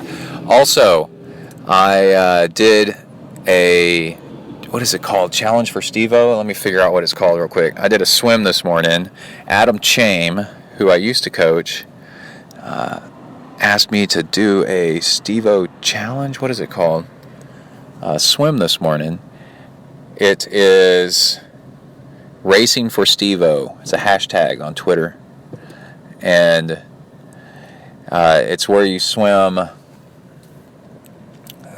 30 100s, and he was saying meters, but that's because he's from Canada, and I don't know if you could do it in yards either. This Steve-O guy passed away from, I didn't see what kind of cancer it was, but anyway, he was a badass age grouper, and he got sick, passed away, and people are doing some kind of challenges for him. I just heard about it, so I'm not the best person to ask on exactly what all the challenges are. But Adam Chames said, hey, I'm swimming 30 by 100s this day, and then 50 by 100s this next day, and then 100 by 100s. That's a 10K. That's the Ultraman swim. The next day, I don't know if it's all 3 days in a row or if he had a break in between, but I said, or he said, will you join me for this challenge? And I said, well, I can do the 50 by 100s. I can knock that out. That sounds like a challenge. I usually swim between 3,000 and 4,000 meters in a workout, so 5,000 meters would be a challenge. I haven't really been training for anything in particular, so I don't want to do anything crazy. And because 100 by 100s, was it 100? Yeah, is too much to just jump in and go do. But I can try the 50 by 100s. And so I got to the pool, and I got to the pool a little bit early, but not as early as I wanted. So I said, there's no time to do it by 100s. I'm just going to swim it straight. Because if I do it on an interval, then I'm stopping. And if I'm going to get this in, I only had 2 minutes by the time I finished the swim before the pool closed. So I just swam it straight. But what I did do, this is my tip. I'm getting around to a tip. 5,000 meters nonstop. I looked at the swim when I was done, and it was over 1,100 calories burned to swim 5,000 meters nonstop. That's 1 hour and 20 minutes of, pretty elevated pace, right? And so what I did is I stopped every 15 minutes, every 1,000 meters, and took a sip of fuel. I took a sip of maple syrup, just a little one, and some water to wash it down. And this is important. People will say, oh, during a swim workout, during a 1 hour and a half workout, you shouldn't be fueling. And I say there's a problem with that theory, is because I didn't spend 2 days carbing up. I'm training. And so I'm going into this without a backlog of carbs, of glycogen, built up. And this is a workout, so it's supposed to improve me. So I'm going to be straining for fuel, for reserves during the workout. So a little bit of carbs, kind of here and there, actually to fuel the body will give you a better workout, because the point of the workout is to improve you. So it'll improve you, and that is worth it to actually stop and take a little bit of fuel instead of bonking because you didn't fuel properly. So there's a balance, right? Some workouts, maybe cut back on the fueling, but other ones, 1,100 calories. During that 1,100 calorie workout, I probably ate 150 calories worth of fuel during that whole thing. So the ratio of what I took in versus what I burned is still just off the charts. So not to take in anything during something like that, you got to ask yourself, is that smart? But anyway, that's it. Something to think about. Everything depends. Always depends. I want to do an episode about that. Anyway, that's it for this show. Stay safe out there. Everybody work the uphills, cruise the downhills, and keep the rubber side down. Out. Bang.